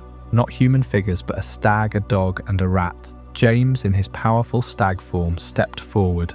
The wolf recognized the scent of his friends. He did not attack. Instead, the 4 of them spent the night together in the shrieking shack. The wolf, pacing while the others kept a watchful distance. It was not peaceful, but it was something new. Remus woke the next morning with the memory of not being alone. That single night changed everything. They had proven that it was possible, that the bond of their friendship could survive even the full moon. So they decided to do it again and again. Every month, when the moon swelled and the tunnel beckoned, the 4 friends transformed and followed Remus into the darkness. But soon the shrieking shack became too confining. The wolf was meant to run, and the grounds of Hogwarts stretched out under the stars, waiting. The Marauders began spending full moons roaming the grounds and nearby countryside. In animal form, they could distract, guide and contain the werewolf Remus became. James, as Prongs the stag, was strong enough to lead the wolf in a certain direction. Sirius, as Padfoot the great black dog, could move quickly, cut off a path, or draw the wolf's attention with his bark. Even Peter, as Wormtail the rat, could scurry into tight places and scout ahead, slipping through undergrowth that the others could not. Together, they formed a team of guardians, each with a role. They would steer the wolf away from Hogsmeade, away from any villages, away from anything that might wake the sleeping muggles in the valleys below. These nights were dangerous. No matter how well they knew the wolf, he was still a predator. A sudden movement, a scent on the wind, could change everything. There were moments when the wolf forgot who they were, when his eyes glowed with pure hunger and he turned on them. James would lower his antlers. Sirius would growl and clamp his jaws around the wolf's leg. They had to be careful to never strike too hard or too fast, but just enough to remind him that they were pack, not prey. And sometimes it took all 3 of them to hold the wolf back from chasing a deer or a fox across the moor. Their adventures made the moon less unbearable, though never truly safe. For Remus, waking up in the shack with the taste of grass and earth in his mouth, scratches on his arms, and no memory of hurting anyone, was a gift he had never dreamed possible. The isolation that had defined his lycanthropy faded. The wolf was still a burden, but it was no longer a prison. And for James, Sirius, and Peter, the forbidden nature of their Animagus transformation became a secret they guarded fiercely. They had done something extraordinary, not just for themselves, but for their friend. They had stolen the moon back from the misery that had claimed it. But with every close call, every narrow escape from the gamekeeper or a sleepless professor, the boys convinced themselves that friendship had made them invincible. They began to believe that as long as they were together, nothing could truly harm them. They started taking more risks, wandering farther from the castle, staying out later, pushing the limits of their animal instincts. The wolf could be reasoned with, they thought, and the world of humans could be fooled. They were young, and they were powerful, and they were together, and so their secret nights continued, shaping not only their friendship, but the very map of Hogwarts itself, as their knowledge of the castle grew with every moonlit adventure. As they explored hidden passages, secret doors, and forgotten corners of the grounds, they began recording what they found. At first, it was only a private guide, a way to make sure they could move through Hogwarts without being caught. But over time, it became something far greater. They enchanted a piece of parchment to reveal the castle as they knew it. Every corridor, every staircase, every concealed route, and every person moving within its walls. They gave themselves names on the map that matched their animal forms: Moony, Wormtail, Padfoot, and Prongs. The Marauders' map became the final expression of their shared secret, clever, dangerous, and impossible for anyone else to understand without the right words. Those first successful full moons together were transformative in every sense of the word. What had once been a night of solitary terror for Remus became a shared expedition. But 4 young wizards prowling the forbidden grounds of Hogwarts, one of them a fully transformed werewolf, could not simply go without names. They needed a language for what they were doing, a set of titles that bound them to this secret world and to one another. It started as most things did with Remus. He had always been the quietest of the group, the one carrying a burden the others could barely comprehend. But as they ran together under the light of a full moon, the nature of his affliction became something else entirely. It became the key. Remus was the wolf, the creature they gathered around, and so he became Moony, not with cruelty, but with a fierce, affectionate pride. The name Moony was a title that turned his curse into part of the group's mythology. It stripped the stigma away and replaced it with a place in their legend. He was no longer just a boy hiding a terrible secret. He was Moony, the one they followed into the dark. James Potter became Prongs, named for the antlers he wore in his stag form. The name carried a regal, powerful weight, fitting for a boy who was both a natural leader and a brilliant troublemaker. In the forest, his horns were a weapon and a shield, something solid and unyielding that could stand against the wolf. If the wolf ever forgot who his friends were, Sirius Black became Padfoot. The name perfectly described his Animagus form, a huge, shaggy black dog whose massive paws made only soft, padded sounds when he ran across the grass or the stone floors of secret passageways. It was a practical name for a stealthy creature, and it suited the quiet intensity Sirius possessed beneath his loud jokes and rebellious nature. And Peter Pettigrew became Wormtail. His rat form, small and grey, gave him a role the others could not fill. He could scurry into the smallest corners, squeeze through the tightest spaces, and listen where they could not. The name was a little unglamorous, a little plain, but it was his. It gave him a place in the pack, a confirmation that he belonged to something larger than himself. The nicknames did more than simply identify their animal forms. They concealed their true identities while strengthening their sense of shared purpose. If a portrait or a passing professor overheard the name Moony or Padfoot echoing through a corridor, the words meant nothing. They were nonsense, private jokes, the idle chatter of schoolboys. But to the four of them, those names were everything. They were the passwords to a world where they were not just students or outcasts or prodigies. They were equals in a shared adventure, pioneers of a frontier no one else could see. Beneath the humour and the mischief, beneath the scrambling paws and the bounding leaps through the forbidden forest, lay an unspoken truth that none of them ever needed to say aloud. Remus's suffering was the centre of their bond. Every transformation they weathered together, every prank they pulled as a cover for their real activities, every whispered name they used to find each other. In the dark, it all existed because one of them carried a curse they could not break. They could not cure him. They could not change him, but they could name him their brother, and they could follow him into the darkness. Night after night, those names gave them a shared history. They gave them a mythology of their own making, a private language of loyalty and sacrifice wrapped in the guise of schoolboy nicknames. The identities they carved out for themselves were more than just titles for their animal forms. They were the foundation of a legacy. Night after night, month after month, they roamed the Hogwarts grounds in the moonlight, learning every secret of the forest and the land. They learned every hidden entrance, every forgotten passageway, every quirk of the castle's ancient stone. They were mapping a world that only they truly knew, and soon that knowledge to demand a form of its own, a map that could hold everything they had discovered, everything they had become, and everything they had promised each other, a map that would keep their secrets long after they were gone, etched in ink and enchantment, for whoever was brave enough to follow the paths they had walked. With the names settled, the identities fully claimed, the Marauders had become something new. They were no longer just four friends breaking rules. They were masters of a hidden world that ran parallel to the official Hogwarts, and now they began to explore it fully. They used their Animagus forms to explore places students were never meant to find.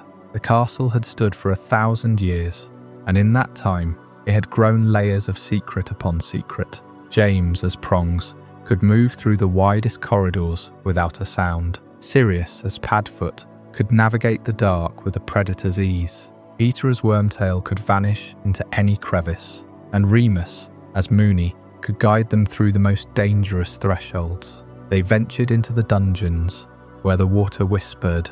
They climbed the towers, where the wind never stopped. They found rooms that held memories, rooms that held monsters, and rooms that held nothing but possibility. Hidden passages, locked corridors, and forgotten routes became pieces of a larger puzzle, and the Marauders were committed to assembling every piece.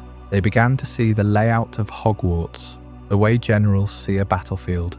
Every shortcut was an advantage. Every blind corner was a place to disappear. Their mischief evolved from childish rebellion into a sophisticated knowledge of Hogwarts. They didn't just prank, they anticipated. They controlled the flow of information. They understood that knowledge of the castle itself was the most powerful tool in their arsenal. Every secret route they uncovered would eventually be preserved for someone else. The idea grew slowly. First, it was just a mental map shared between them.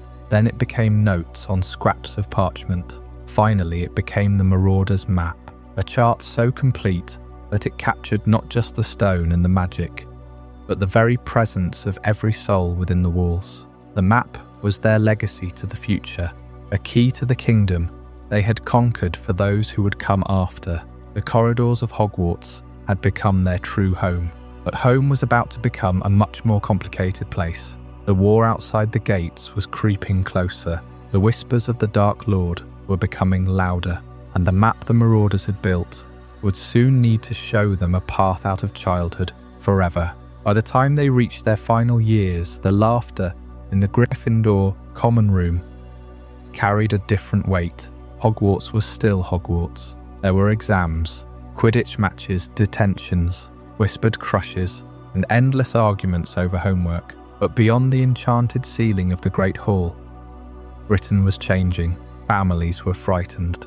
Names disappeared from newspapers. Rumours became facts, and facts became funerals. For James and Sirius, the coming conflict seemed like another challenge to meet head-on. They had spent years believing that courage meant charging toward danger with a grin. Remus understood danger differently. He knew what it was to be judged before speaking, feared before acting, and treated as a weapon by people who had never bothered to see him as a person. Peter stood beside them all, laughing when they laughed, agreeing when they argued, trying desperately to remain part of a group that seemed larger than life. When Hogwarts finally released them into the world, the Marauders did not leave behind the bonds they had forged in its corridors. They carried those bonds into the First Wizarding War. James and Lily joined the Order of the Phoenix. Sirius joined too, eager to fight against everything Voldemort represented. Remus became a valuable ally, moving through places others could not, gathering information among werewolves, and living with the terrible knowledge that neither side entirely trusted him. Peter followed them. That was the tragedy at the heart of the Marauders. Their friendship had been built on secrets, but they believed the secrets belonged only to them. They had no way of knowing that Peter had begun keeping another kind, while the others risked their lives resisting Voldemort.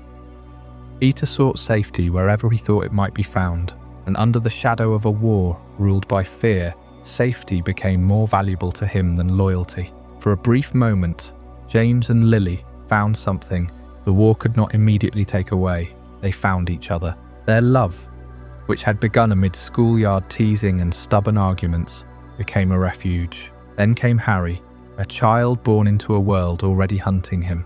A prophecy had marked him before he could speak. Voldemort believed the infant posed a threat to his power, and that belief turned the Potter family into a target. The Marauders had once treated invisibility as a game. Now hiding became a matter of survival. James and Lily went into concealment. A Fidelius charm was chosen to protect them, a powerful piece of magic that could make a secret impossible to find unless the secret keeper chose to reveal it. Sirius was the obvious choice. He was James's closest friend, Harry's godfather, and the person everyone expected would die before betraying them. But Sirius knew that made him obvious too. So the secret was given to Peter Pettigrew. It was meant to be the perfect deception. Voldemort would hunt Sirius, while Peter, overlooked and underestimated, would keep the Potters safe. Yet Peter had already made his choice. He gave Voldemort the location of the house at Godric's Hollow. On a night that would reshape the wizarding world forever, Voldemort found James and Lily. James died trying to hold him back. Lily died protecting her son, and Harry survived, carrying a scar and a story that no one could fully understand. The war did not end cleanly. It ended in shock. Voldemort vanished after his curse rebounded, leaving his followers scattered and terrified.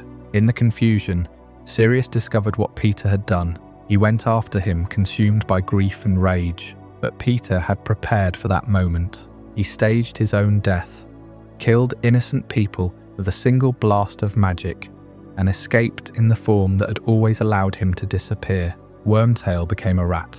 Sirius was blamed for the murders. Without a trial, he was sent to Azkaban. Remus lost James, Lily, Peter, and Sirius all at once, though he did not yet know which loss was real and which was a lie. The brotherhood that had seemed unbreakable was shattered by one act of betrayal, and somewhere in the ruins of that friendship, the Marauders' map was lost.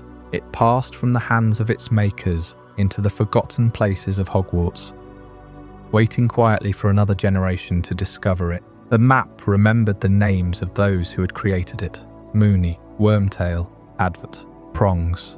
4 names preserved in ink, long after the boys behind them had been changed by war, grief, and time. For Harry Potter, the map would become a gift from a past he barely knew. For Remus and Sirius, it would become a reminder of everything they had lost. And for Peter, it would hold the one truth he had spent years trying to hide. Every corridor they crept down, every hidden doorway they left unturned, every secret they uncovered in the dead of night with the full moon hanging overhead, was never just aimless wandering. It was recon work, deep and deliberate. But memory is fragile. A transformation as violent as becoming a werewolf or a wild animagus could blur the details of a route. A mental map is only as good as the mind holding it. They wanted a record that could never be clouded by instinct or pain. They needed a map that could see for itself. So the boys attempted an enchantment far beyond what most students could manage. They were creating a mirror of the castle, a living document. This would not be a simple drawing of corridors and staircases. Their map would show every person in Hogwarts by name, even behind closed doors. The magic required for such a feat is the homunculus charm, an enchantment rarely attempted outside of highly secure ministry facilities. It detects the presence and identity of every human in a given space, tracking them in real time. To apply this charm to the entirety of Hogwarts, a castle that shifts its staircases and hides its rooms on a whim, was a task that would have intimidated professional enchanters. These were students in their 5th year. They were doing the work of a master spellwright in the restricted section of the library, under cover of James's invisibility cloak, often with the consent of a werewolf who had nothing to lose and everything to gain. The map did not just draw the castle, it knew the castle. It recorded secret passages and responded only to those who know the proper words. The map would not speak to anyone.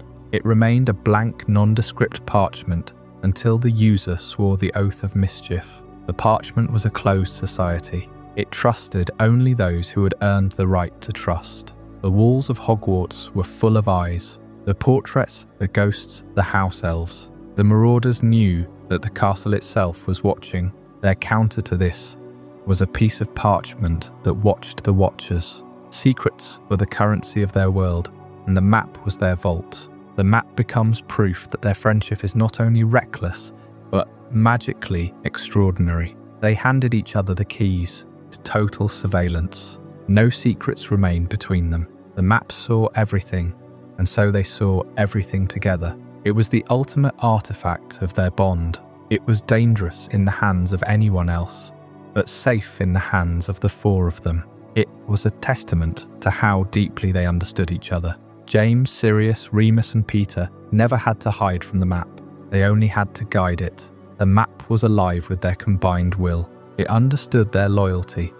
Because the magic was steeped in it, they inscribed the final corners of the castle, the passage behind the mirror on the 4th floor, the doorway in the trophy room, the path through the one-eyed witch. Every inch of Hogwarts was transcribed onto a single folded piece of parchment, and at the very end, they marked their creation with their names. Messrs. Moony, Wormtail, Padfoot and Prongs. The map was complete. It was a perfect bounded universe of Hogwarts Castle. The ink was still wet on their masterpiece. They were masters of Hogwarts. But mastery of a school does not prepare a wizard for the storm of war. The map could track a student in a cupboard, but it could not map the hearts of men. The next test would not be found in the pages of a spell book or the corridors of the 7th floor. It was waiting for them at the gates, in the form of a darkening sky and a world that no longer had room for simple schoolboy mischief. They had drawn the map of their home. The world outside was a blank parchment, and it was time for darker ink. Graduation did not end the Marauders. It scattered them into a conflict that demanded more courage than any midnight expedition ever had.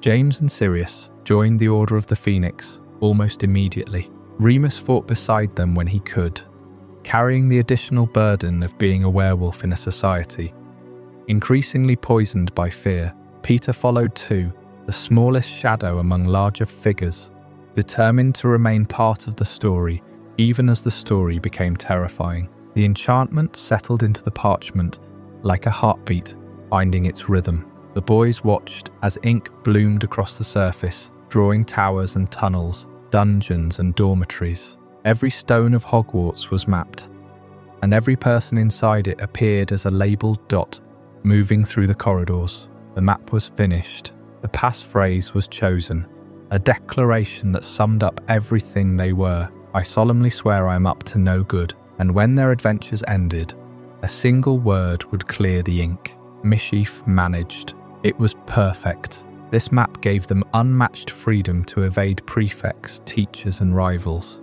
One moment, they would be rounding a corner, caught in the lantern light of a patrolling prefect. The next moment, a glance at the parchment showed a clear path through a tapestry into a hidden alcove. They vanished before the steps behind them could even echo. They knew the position of every teacher in the castle. They could map the patrol routes of Filch and Mrs. Norris down to the minute. It made detention a choice and curfew a suggestion. The castle became a maze they had solved. The magic of the map was deeply personal, a perfect reflection of the four boys who had created it. It was clever, intrusive, funny, and yes, slightly cruel. The ink could be stubborn, demanding the proper password before it would yield its secrets. It looked down on those who tried to command it without authority.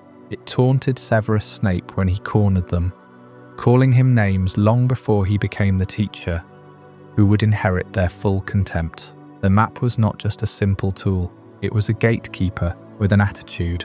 It was a secret whispered between friends, a password that excluded everyone else. The magic was designed to humiliate those who underestimated it, to reward its creators with a perfect, intimate view of the entire castle. It was an invasion of privacy, yes, but performed with such charm that it was impossible to hold a grudge against the parchment itself. As the months passed, Hogwarts began to feel less like a school and more like a kingdom they had learned to command from the shadows. The feeling of total control was addictive. They watched the dot of Albus Dumbledore moving in his study. They tracked the path of Severus Snape as he skulked through the Slytherin common room, plotting his petty revenges. They saw the young Lily Evans, her dot often near someone else's, a different story entirely. The castle was theirs to observe. They were the ghosts that the actual ghosts of Hogwarts did not see. They walked the halls at night with the confidence of lords, inspecting their domain. The Forbidden Forest held no terror when you knew exactly where the gamekeeper was. The restricted section was just another room. Their Animagus forms let them disappear into the dark, and the map let them reappear exactly where they were needed. The map showed them everything they wanted to see. Peter Pettigrew was always on the map, a tiny dot identical to their own, moving through the crowds, sleeping in the dormitory, following where they led. The map did not judge. It showed his dot beside theirs during every adventure. It showed his dot sitting with them at every meal. It never wavered. The map made it impossible to conceive of disloyalty, because the evidence of loyalty was right there in front of them, moving across the parchment. The trust was total, and total trust leaves the most room for betrayal. Yet the same tool that enabled so much adventure also carried the seeds of future disaster. The absolute knowledge it provided fostered a kind of arrogance. They became so confident in their control that they stopped looking over their shoulders for the real dangers. They knew who was where, but they never stopped to ask what was growing in someone's heart. The map showed them everything they wanted to see, and nothing they were afraid to find. It showed the surface of the world. It could not show the future. Their reign over Hogwarts was absolute for those remaining years. The castle held no secrets from them, or so they believed. But outside the stone walls of Hogwarts, the world was shifting.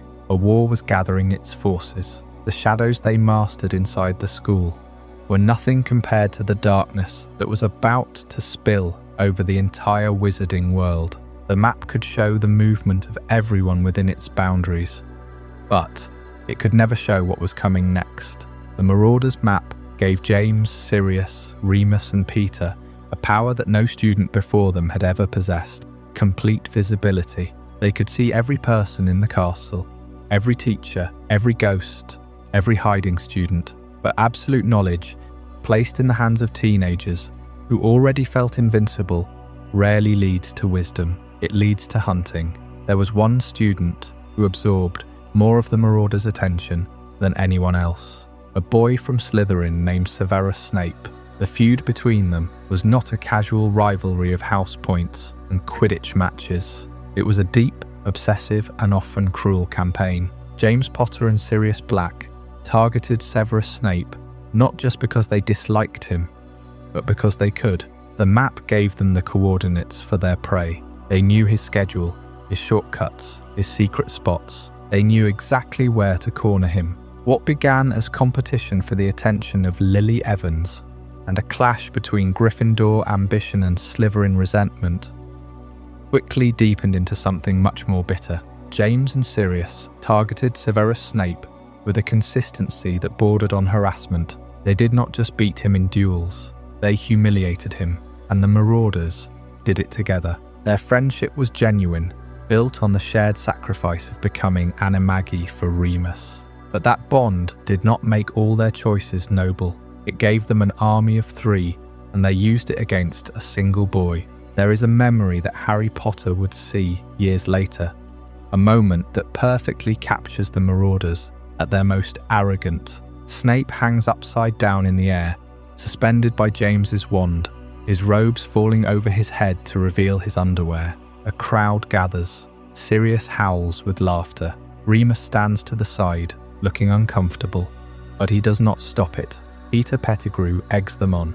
James struts forward, demanding that Snape take back the insult he had just thrown at Lily. And when Lily Evans herself arrives to defend Snape, to tell James to leave him alone, James refuses. He only lets Snape go as Lily demands it. And even then, he does it with a flourish that drips with condescension. This is not the courage of the Marauder legend. The Marauder's confidence started to look less like courage and more like arrogance. Courage is what they showed Remus when they walked into the Whomping Willow to sit with a monster. Arrogance is what they showed the rest of the world. They were so confident in their power, so assured in their superiority, that they forgot the line between pranking and cruelty. Snape, for his part, was no innocent. He was already diving deep into the dark arts, learning curses that most adults did not know. He surrounded himself with future Death Eaters. He called Lily Evans, a word that broke their friendship forever. He was a repository of forbidden knowledge, and he was hungry for more. And it was this hunger that brought him dangerously close to the truth. Snape's interest in dark magic and Lupin's disappearances brought him dangerously close to the truth. He had noticed the pattern of the full moon. He had seen the symptoms of lycanthropy. He knew that Remus Lupin was a werewolf, and he decided to prove it. He followed the Marauders to the base of the Whomping Willow. He saw them press the knot on the root. He saw the tunnel open in the hollow of the tree. Then came the moment that defined the entire feud. Sirius Black, in an act of arrogance that Remus would never fully forgive, told Snape exactly how to get past the willow. He did not tell him what was waiting at the other end of the tunnel. He sent Snape into the Shrieking Shack during the full moon, knowing Remus was inside, transformed and unable to control himself. It was a death sentence disguised as a prank, a violation of every trust they had built. James Potter found out what Sirius had done. He ran after Snape. He reached the shack, grabbed Snape by the robes, and dragged him back into the tunnel, just as Remus began his transformation. Snape saw the werewolf. He knew the truth, but James had saved his life. It was a debt that Snape would never repay, and a humiliation he would never forget. Dumbledore intervened. He swore Snape to secrecy. He told Snape that if he revealed Remus's secret, he would be expelled. The secret was kept, but the wound never healed. This event, the near death at the claws of a werewolf, the rescue by his worst enemy, the silence demanded by the headmaster, turned Severus Snape into the man he would become. The greatest tragedy of the Marauders is that their greatness was inseparable from their flaws. Their courage gave Remus a life. Their arrogance gave Snape a lifelong enemy. Their map gave Harry a path. Their feud with Snape gave Voldemort a spy. The Marauders were not villains. They were brilliant and loyal. They gave Remus Lupin a childhood of companionship instead of solitude. They created a magical artifact that would save lives for generations, but they were also deeply flawed. Their friendship was genuine, but it did not make all their choices noble. Their feud with Snape was not a footnote in their story. It was a primary driver of the tragedy to come. When the Marauders left Hogwarts, they carried their confidence into the Order of the Phoenix. They fought Voldemort with the same bravado they had used to torment Snape, and Snape, the boy they had bullied, entered the war as a Death Eater. He brought with him the bitterness of a childhood spent under their shadow. The feud did not end with school. It followed them into the war. It determined his loyalty, his hatred, and his eventual redemption. The Marauders created a map to rule the school, but they also created an enemy who would never let go of the past. The story of the Marauders is a story of love and sacrifice, but it is also a story of consequences. Every hex they cast, every time they cornered Snape in a corridor, every laugh they shared at his expense, it all fed into a river that would eventually flow through the Department of Mysteries, through the Shrieking Shack, and into the final battle between Harry and the Dark Lord. The Marauders left behind a legacy of protection for Harry Potter, but they also left behind the memory of a feud that helped shape the most complex double agent in wizarding history. And when the war finally ended, it did so on a bridge of that same impossible hatred and love, with Snape's memories pouring out to explain a lifetime of choices that began in a school corridor. Under the watchful eye of a map that saw everything, the truth that Severus Snape had been circling all term was closer than he knew.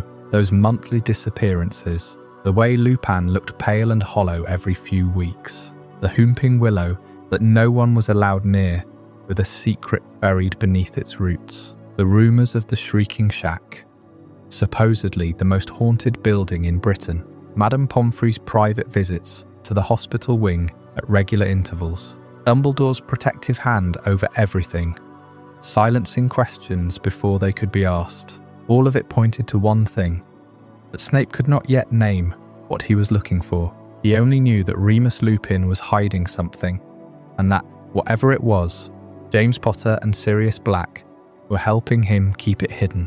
That was the part that burned most. The Marauders had a secret, a real secret, and Snape was determined to expose it. He was not stupid, he was exceptionally observant, and he was fueled by a resentment that made him willing to take risks that a smarter person might have avoided. The feud between Snape and the Marauders had reached its breaking point by their 5th year. James and Sirius delighted in tormenting him, and Snape in turn became obsessed with uncovering what they were protecting. He started following them more closely, tracking their late-night excursions, noting the patterns that repeated every month. He was getting closer to the truth than any of them realised. What he did not know was that Sirius Black was about to hand him exactly what he wanted, and that offering would come from the most dangerous place possible.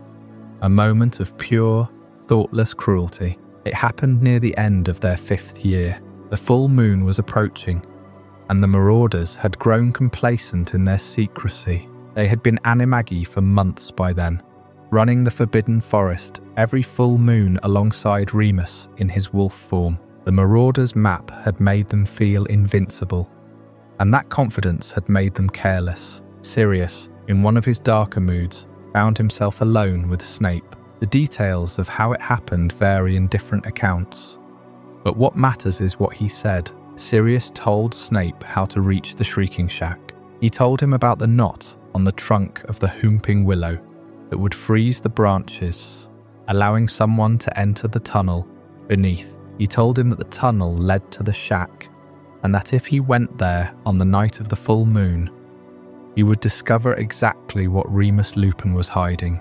This was not a prank. This was not mischief. This was an act of staggering recklessness. And Sirius either did not fully understand what would happen, or he understood and did not care. He had handed Snape a key that would unlock a door to something that could destroy him. But Sirius had not counted on James. When James found out what Sirius had done, he did not hesitate. There is no record of the conversation between them, but we know that James realised immediately what would happen. If Snape reached the Shrieking Shack on a full moon, he would find a fully transformed werewolf. Remus, in his wolf form, would not recognise a fellow student. He would attack. Snape would likely be killed, or infected with lycanthropy, and Remus would be exposed, expelled, possibly imprisoned or destroyed. James did not think about their rivalry. He did not think about the hexes, or the detentions, or the years of mutual hatred. He thought about the consequences. He thought about Remus, and he thought about what it would mean to let someone die, even someone he despised, because of a mistake that his best friend had made. James Potter raced to stop Snape. He ran through the secret passages he knew so well, using the Marauders map to track Snape's dot as it moved toward the Whomping Willow. He ran faster than he had ever run before, because he knew that every second carried the weight of something irreversible. By the time James reached the tunnel, Snape was already inside. James followed him through the darkness beneath the willow, knowing that on the other end, Remus was transforming, his bones breaking and reshaping into a form that no longer recognized friend from foe. The moon was full. The process had begun. Snape reached the end of the tunnel. He entered the shrieking shack, and he saw enough. He saw Remus Lupin, or what Remus had become. The werewolf was terrifying, a creature of pure instinct and violence, and in that single terrible moment, Snape understood everything. He understood why Lupin disappeared every month.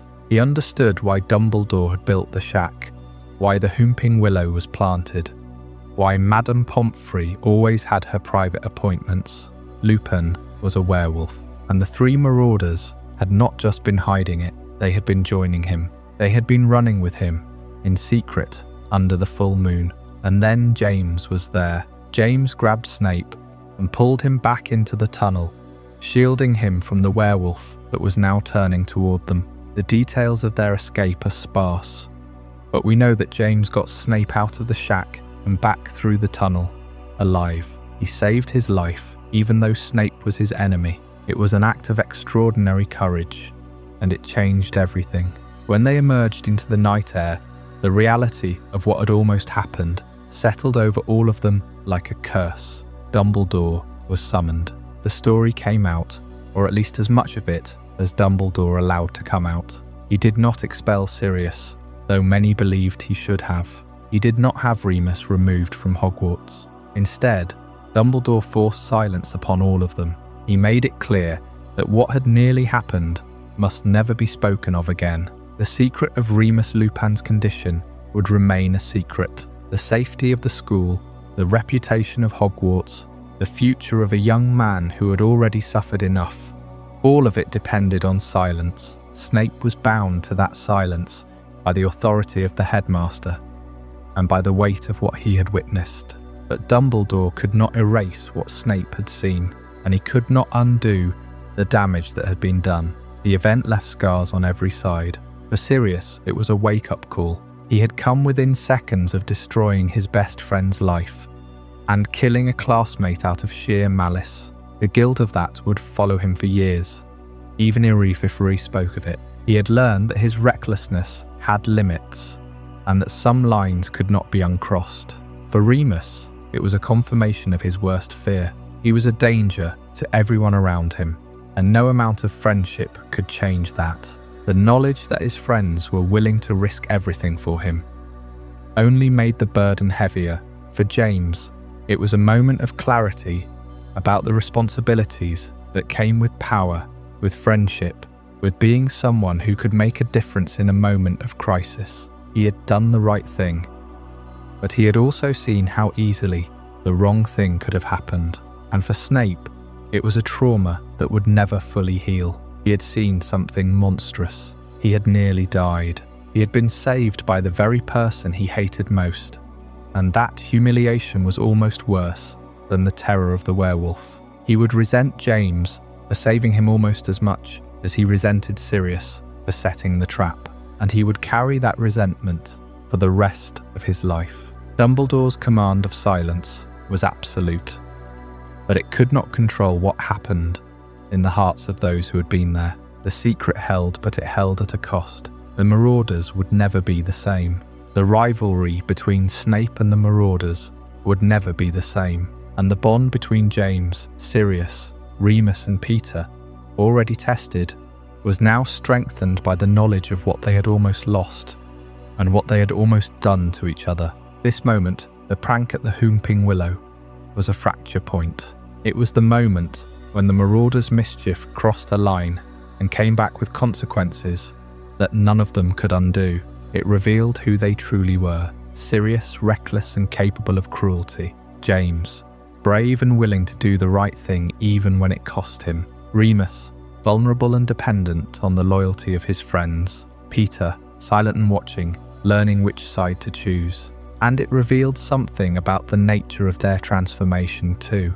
Not just the physical transformation into animals, but the transformation of their relationships, their loyalties, their understanding of what it meant to carry a secret. They had learned that their magic could protect them, but it could also betray them. They had learned that loyalty required more than just shared adventures. It required trust and courage, and the willingness to face the consequences of your choices. The Animagus transformation had given them freedom, but it had also bound them together in a way that could never be undone. They were no longer just four friends sharing a dormitory. They were accomplices. They were protectors. They were, in a very real sense, each other's keepers, and that responsibility would follow them long after they left Hogwarts, shaping everything that came next. The night of the full moon changed everything. The Marauders thought they understood about themselves. In a single moment, the prank Sirius Black set in motion threatened to unravel not just Severus Snape, but the entire secret world the four friends had built. When the sun rose over Hogwarts the next morning, they woke to a silence that felt foreign. The crisis at the Whomping Willow was over. James Potter had pulled Snape back from the threshold of the Shrieking Shack. He had seen enough to know the truth, but not enough to destroy Remus. The story reached Remus slowly in pieces, a whisper here, an evasive look there. James finally told him the full truth. Sirius had given Snape the password for the Willow. Sirius had sent him into the tunnel on the full moon. He had deliberately used Remus's curse as a weapon against an enemy. Remus felt the world tilt. He looked at his hands, the hands that could tear a man apart once a month. He looked at the friends who had sworn to protect him. The gratitude he felt for their loyalty was deeper than he could express. They had become Animagi for him. They had walked beside the wolf when no one else would. But that gratitude was now tangled with a new sharp fear. The fear of what he could do. The fear of what his friends might do next. James's rescue became a story that grew in the telling. The boy who faced a werewolf to save a classmate. The boy who had the courage to stop his own best friend. James Potter's legend was forged that night. That Sirius's cruelty was harder to explain away. This was not a prank. This was an attempt to use Remus's condition as a weapon, and the friendship could never look directly at that truth again. The Marauders survived the crisis. Dumbledore swore Snape to secrecy, but the innocence of their early years was impossible to recover. They had seen what they were capable of. Not just the mischief, not just the magic, but the cruelty that lived alongside the loyalty. In the weeks and months that followed, the group patched the wound. They had to. The secret was too big. The bond was too strong. But the crack remained.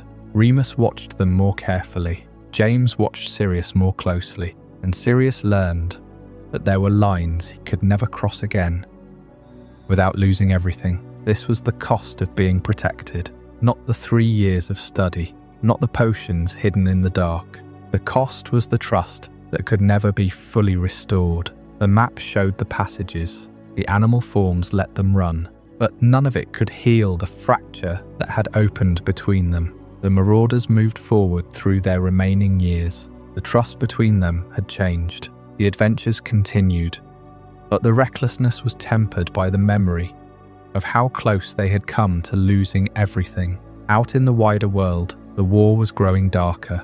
Voldemort's power was rising, and the skills the Marauders had learned in secret, the ability to move unseen, to change their forms, to read the intentions of others, were about to be tested in a way no prank ever could. When Hogwarts finally released them into the world, the Marauders carried their old names and private jokes into a conflict that had no room for either. James and Lily Potter joined the Order of the Phoenix. Sirius followed without hesitation, eager to fight the family legacy he despised. Remus joined too, though the war found particular ways to isolate him. His condition made him useful in places others could not go, but it also made him vulnerable to suspicion from both sides. Peter Pettigrew came with them, still the smallest presence in a group of larger personalities. For years, his friends had treated him as harmless. He was the one who laughed at their jokes, followed their plans, and stood at the edge of their triumphs. But war changed what people noticed. Fear rewarded secrecy. Fear made survival seem more important than loyalty, and Peter had spent too long living in the shadow of friends who appeared fearless. The Order fought a hidden war of ambushes, disappearances, and whispered betrayals. Nobody knew who could be trusted. Voldemort had followers everywhere, some openly devoted, others concealed behind ordinary faces. Every loss made the circle of suspicion tighter. Even among the Marauders, the old fracture widened beneath the pressure. Sirius believed there was a traitor close to the Potters. Remus became the obvious target of that fear. His absences during the full moon, his connections to the werewolf community, and the prejudice that had followed him all his life made him easy to suspect. It was a bitter reversal. The boy they had once protected from the world was now treated as though he might betray the people he loved. James stood by Remus as long as he could, yet the war demanded certainty when none existed. Lily and James had become targets. After a prophecy marked their infant son as a danger to Voldemort, they needed a secret keeper, someone who could hide their home behind magic so powerful that only one chosen person could reveal its location. Everyone expected Sirius to be chosen. He was James' oldest friend, Harry's godfather, and the person who would have died before willingly betraying them. But Sirius had an idea. He suggested Peter instead. Peter seemed too insignificant to attract attention. No one would imagine that James Potter had trusted his family's life to the quiet friend standing behind the others. It was meant to be clever. It was meant to keep Sirius safe as a decoy. Instead, it became the final tragedy of the Marauders. I hope you're as amazed by this as I am. If you want to stay updated on more content like this, make sure to subscribe and join our community of curious minds. Trust me, what's coming next will challenge everything you thought you knew. Lily Evans had always seen James Potter as an arrogant toe rag, and for good reason. From the moment he stepped onto the Hogwarts Express, he had been showing off, breaking rules, and making life difficult for anyone he deemed unworthy of his attention. But what Lily did not know, what no one really saw, was the flicker of longing behind his bravado. James Potter was not just a troublemaker. He was a boy desperate to be noticed by a girl who refused to be impressed. The previous chapter ended with Remus Lupin coming to terms with the terrible risk his friends had taken for him. He was grateful, yes, but also shaken by how close they had come to real tragedy. That sense of near loss lingered in Gryffindor Tower, especially for James. Sirius's so-called prank at the Whomping Willow had been a turning point. James had acted without thinking, racing to stop Severus Snape from meeting a werewolf, and that instinct to protect had revealed something deeper. He could no longer pretend that the Marauders' mischief was harmless fun. There were consequences, and some of them had names. One of those names was Lily Evans. James had been in love with Lily since their 4th year, though he would never admit it so plainly. Instead, he expressed his affection in the only way he knew, by boosting his own image. He became the star Quidditch seeker, the king of the castle, the loudest voice in the common room. He swaggered down corridors with Sirius at his side, hexing those who crossed them, and he made sure Lily saw it all, but she never looked at him the way he wanted. She saw the arrogance, the cruelty towards Snape, the arrogance toward everyone who was not part of their inner circle, and she rejected it every time. Lily was not like other students. She came from a Muggle family, but she had a sharp mind and a fierce sense of justice. She saw the way James treated Snape, even after the two boys had once been friends, and she could not ignore the casual cruelty. When she told James she would rather date a giant squid than go out with him, it was not a joke. She meant it. And yet James did not give up. Instead, he began to change. It was not an overnight transformation. The Marauders were still notorious, still creating the Marauders map, still causing chaos. But James started to notice the effect his actions had on Lily. He saw her frown when he hexed a first year in the corridor. He heard her sharp words when he interrupted her study sessions. He began to care what she thought. And that changed everything. Their 5th year was a blur of O-W-L. Exams, Quidditch victories, and secret Animagus training. But somewhere in the middle of it all, James started to grow up. He still had the swagger, but it became a shell for something else. A desire to become the person Lily might actually respect. He stopped hexing people for no reason, mostly. He started paying attention in class. Not because he cared about grades, but because he wanted to prove he could be more than a joker. Lily noticed the shift, though she did not trust it at first. She had seen James's showy side too many times to believe he had truly changed. But as their 6th year progressed, and as James was named Quidditch captain, something genuine emerged. He led with authority, but also with fairness. He started standing up for younger students, not just his own friends. He even grudgingly, and only after a long argument with Sirius, apologized to Snape after a particularly nasty hex. It was a small step, but for Lily, it was a glimpse of the man James might become. By the time the Marauders succeeded in becoming Animagi, in their 5th year, James had already begun to shift his priorities. His stag form Prongs was powerful and noble, but he did not use it to show off. Instead, he used it to run beside Remus, to share the burden of the full moon. That quiet loyalty, away from the eyes of the school, revealed his true character. He was not just the loudest Marauder.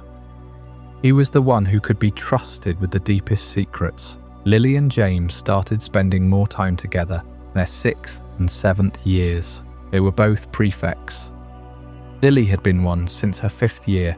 James was appointed head boy in his 7th, a surprise to many who remembered his earlier antics. The role forced him to take responsibility for the entire school, and he rose to the occasion.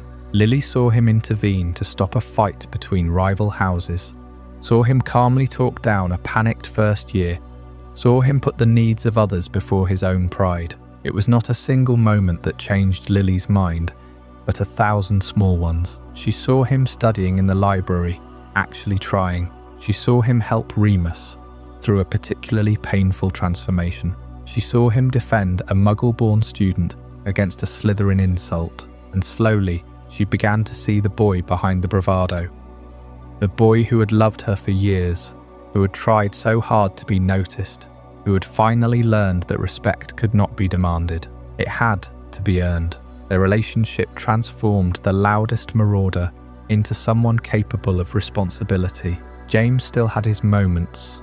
He could still be competitive, still joke with Sirius, still hex a rival when provoked, but he no longer let his pride rule him. He had something to protect, something worth more than a Quidditch trophy or a prank. He had Lily's trust, and he did not want to lose it. By the time they left Hogwarts, Lily and James were together, a partnership that would shape the rest of their short lives. They joined the Order of the Phoenix, fought in the war, and became symbols of a love that grew from rejection and resentment. But that was still ahead.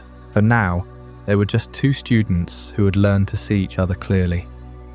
One who had stopped showing off, and one who had stopped looking away. In the summer of 1978, the Marauders left the grounds of Hogwarts for the last time as students. The train ride back to London that June was quieter than the first one 7 years earlier. There were no wide-eyed boys discovering enchanted sweets or staring at the passing highlands. Instead, 4 figures sat in a compartment, the weight of what was coming pressing down on the window glass. James Potter had not won Lily Evans over with his Quidditch trophies or his transfiguration mastery. She had seen the arrogance, the way he treated others, especially Severus Snape. But something was changing in him. The world beyond the castle was rapidly becoming a battlefield, and the petty rivalries of school were fading into irrelevance. By 1978, the Marauders leave Hogwarts as Voldemort's first rise darkens Britain. Their schoolboy identities followed them into adulthood. Prongs, Padfoot, Moony, and Wormtail. These were not just names whispered in the common room. They were the physical forms of a profound secret, one that took years of dangerous magic to achieve. A stag, a dog, a rat, and a wolf. The shapes they had chosen, or that magic had chosen for them, were not costumes they could take off. They walked out into a world on fire with the very skills that had made them legends in the secret passages of Hogwarts. Almost immediately, all four joined the Order of the Phoenix, carrying their secret skills into a real conflict. Dumbledore had built his resistance on information and stealth. Peter could become a rat, the perfect spy, small enough to be invisible. Sirius could transform into a shaggy black dog, able to patrol shadowed alleys without raising suspicion. James became a gleaming stag, a symbol of the pure, fast strength the Order needed. And Remus, whose curse had once isolated him, now found that his lycanthropy gave him access to the darker corners of the magical world. A world Fenrir Greyback was deliberately twisting. The hidden game of Hogwarts became a war where mistakes cost lives. The rush of evading Filch or outsmarting Snape was replaced by the cold terror of a Death Eater raid. The Marauders' map had shown them where everyone was, but in the real war there was no map, there was only trust. For James and Lily, the war brought them together. The boy who had once shown off on the Quidditch pitch became a man who would give his life for his family. Sirius threw himself into the cause with a recklessness that masked a deep loyalty. Remus, ever the cautious strategist, tried to protect them all from the shadows. And Peter carried a name he did not deserve, Wormtail, the rat. The smallest of the group and the most afraid, he saw the power rising against them, and fear began to corrode the loyalty that had held them together for 7 years. The bonds forged in a school for witchcraft and wizardry were about to be tested in the most brutal way imaginable. The war would demand everything from them, patrolling the streets as Padfoot, or feeling the weight of a secret keeper's burden. The games were over. The final page of their Hogwarts chapter was turned, but the quill was still moving. The next line of their story would be written not in ink, but in blood and shadow, on the streets of a Britain at war with itself. As the war tightened around them, James and Lily went into hiding with their infant son, Harry. A prophecy had made the child a target, and Dumbledore believed that Voldemort would not stop until the threat was removed. To protect the Potters, a Fidelia charm was cast around their home in Godric's Hollow. Their safety depended on one person alone, the secret keeper. Sirius Black was the obvious choice. He was James's oldest friend, Harry's godfather, and a man who would have died before surrendering the Potters. But Sirius understood that Voldemort would expect him. In a final act of misplaced confidence, the secret was handed to Peter Pettigrew instead.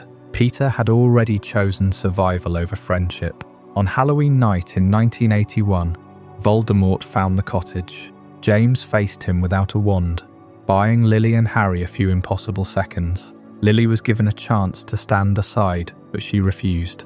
Her sacrifice created an ancient protection around her son, and when Voldemort tried to kill Harry, the curse rebounded. The Dark Lord vanished. Harry Potter survived, and the wizarding world celebrated, believing the war had ended. But for the Marauders, there was no celebration. Sirius arrived at Godric's Hollow too late. He found the ruins, his best friend dead, Lily gone, and Harry alive among the wreckage. He gave Hagrid his flying motorcycle so the child could be taken to safety, then went after Peter. What followed was the final betrayal. Peter murdered 12 muggles, severed his own finger, and disappeared into the sewers in rat form. Sirius was blamed for the crime. Without a trial, he was sent to Azkaban. Condemned as the traitor who had betrayed the Potters, Remus was left alone. Believing that Sirius had betrayed them all, Peter lived in hiding for years, sleeping beside the Weasley family as a pet rat named Scabbers. And the 4 boys who had once run through Hogwarts beneath the moon were broken apart by one secret, one act of fear, and one terrible lie. The wizarding war that followed the Marauders out of Hogwarts did not wait for them to settle into adulthood. By 1981, Voldemort's power had spread like a dark stain across Britain. James and Lily Potter had married shortly after leaving school. But they were no longer just former Gryffindors. They were the family at the centre of a prophecy, the target of a rising Dark Lord. Voldemort had marked their infant son, Harry, as his equal. A child barely a year old had become the focus of a war that had already taken so many lives. The Potters went into hiding. They withdrew from the Order of the Phoenix, from their closest friends, from the world they had sworn to protect. Even their own families struggled to reach them. Albus Dumbledore advised them on the most powerful protection known to wizarding kind, the Fidelius Charm. This spell would hide a secret so completely that no one could find them unless the secret was voluntarily spoken by a single appointed person, the Secret Keeper. The family would vanish from all records and memories, their exact location locked inside the soul of another. It was absolute impenetrable trust. The natural choice for this secret keeper was Sirius Black. He was James's closest friend, his brother in everything but blood. Sirius had already defied his own dark family name for the Potters. He had walked out of number 12, Grimmauld Place at 16, and never looked back. He was a fearless fighter, a brilliant wizard, and beyond question, the most loyal man James knew. The bond between Prongs and Padfoot had carried them through Hogwarts and into the war. Everyone in the Order assumed that if the secret was placed anywhere, it was safe with Sirius. But the war required difficult calculations. Sirius was too obvious a target. Voldemort would expect the trust to be placed in the man who was like a brother. If Voldemort captured Sirius, everyone knew he would never break. But the Dark Lord might not even try to break him. He might simply kill him, erasing the secret forever. James wanted to protect Sirius by keeping the target off his back. He wanted his best friend alive, not martyred for a cause they both believed in. In a last-minute shift, the Potters made a different decision. They chose Peter Pettigrew. Peter, the smallest marauder, the one who had followed James and Sirius through every adventure, sometimes reluctantly, sometimes desperately. It was a stroke of calculated misdirection. Voldemort would never suspect Peter. He was overlooked, underestimated. Sirius argued against it. He trusted Peter, but he wanted the target on himself. He wanted to be the decoy. James insisted. The smallest marauder seemed like the safest pair of hands. The smallest marauder was entrusted with the secret that held an entire family's life. Peter Pettigrew became the secret keeper for the Potters. He knew the exact location in Godric's Hollow. He held the key to their survival. For a brief moment, it looked like the perfect plan. Peter seemed honoured by the responsibility, proud to be given a role equal to his famous friends. But Peter Pettigrew had always been the weakest link. The war terrified him. He had already been seduced by the power of the other side, feeding Voldemort information for months. Terror corrodes loyalty faster than any curse. He went to the Dark Lord, and he handed over the location of his best friends. The smallest marauder became the biggest traitor the wizarding world had ever known. On the night of October 31st, 1981, Voldemort arrived in Godric's Hollow. James Potter faced him without a wand, trying to buy his wife and son precious seconds. He fell. Lily Potter refused to step aside, and she fell. The Dark Lord turned his wand on the infant Harry. He spoke the killing curse, but the sacrifice Lily had made created an ancient magic Voldemort could not understand. The curse rebounded, destroying Voldemort's body and ending the war in a single devastating moment. Harry Potter lived, marked with a scar that would make him a legend. In the aftermath, Sirius Black raced to the ruined house. He knew who was responsible. He gave his flying motorcycle to Rubeus Hagrid and went after the traitor. He cornered Peter in a crowded Muggle street. Peter's terror erupted into a final betrayal. He screamed that Sirius had been the secret keeper, that Sirius had murdered 12 Muggles with a single curse. He blew up the street, severed his own finger, and transformed into his rat form, disappearing into the sewers. The smallest marauder had escaped, leaving the world to believe that Sirius Black was the villain. Sirius was taken to Azkaban without a trial, his sanity slowly drowned by Dementors for a crime he did not commit. And Peter Pettigrew, the secret keeper, the one who held the secret that destroyed a family, survived. He became a rat in every sense of the word, hiding from the consequences of his choice, living in the shadows for 12 years. The Marauders were broken, Prongs was gone, Padfoot was imprisoned, Moony was left with the grief of losing everything, and Wormtail was waiting, patient and terrified, in the home of the very family who would eventually bring the truth to light. The secret they had built their friendship upon had become the weapon that tore them apart. The previous chapter closed with Sirius Black expecting to be named the secret keeper. It was the logical choice. He was James's closest friend, the best man at his wedding, the godfather to his son. But logic and war do not always walk the same path. James and Lily made a different choice. They chose Peter Pettigrew. This choice was not made from a moment of doubt about Sirius. It was made out of a calculated sense of misdirection. If Voldemort came for Sirius, James believed the Dark Lord would tear the world apart to get to him.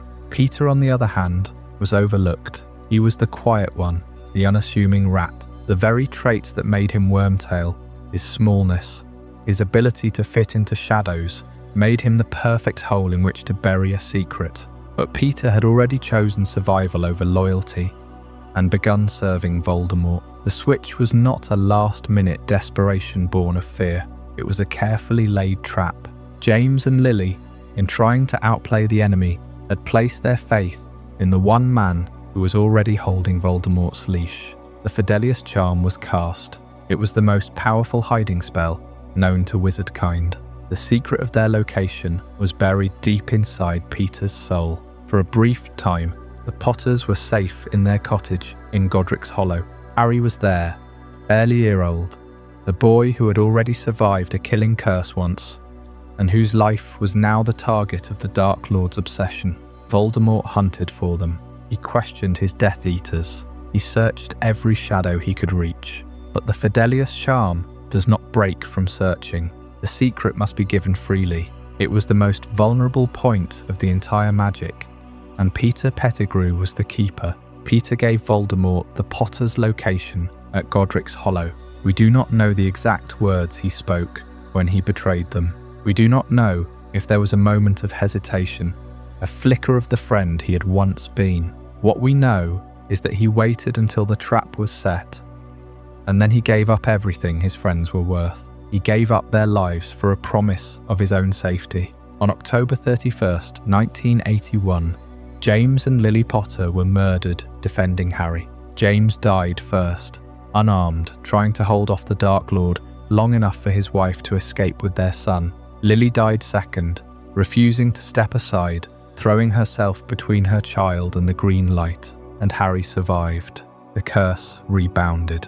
The Dark Lord was destroyed, reduced to a fleeing spirit. The war ended in a single flash of green light, but the damage to the world of the Marauders was absolute. The Marauders' greatest act of friendship is shattered by the friend they trusted most. Let us sit with that weight for a moment. These four boys had spent years mastering the most dangerous magic imaginable so they could be together.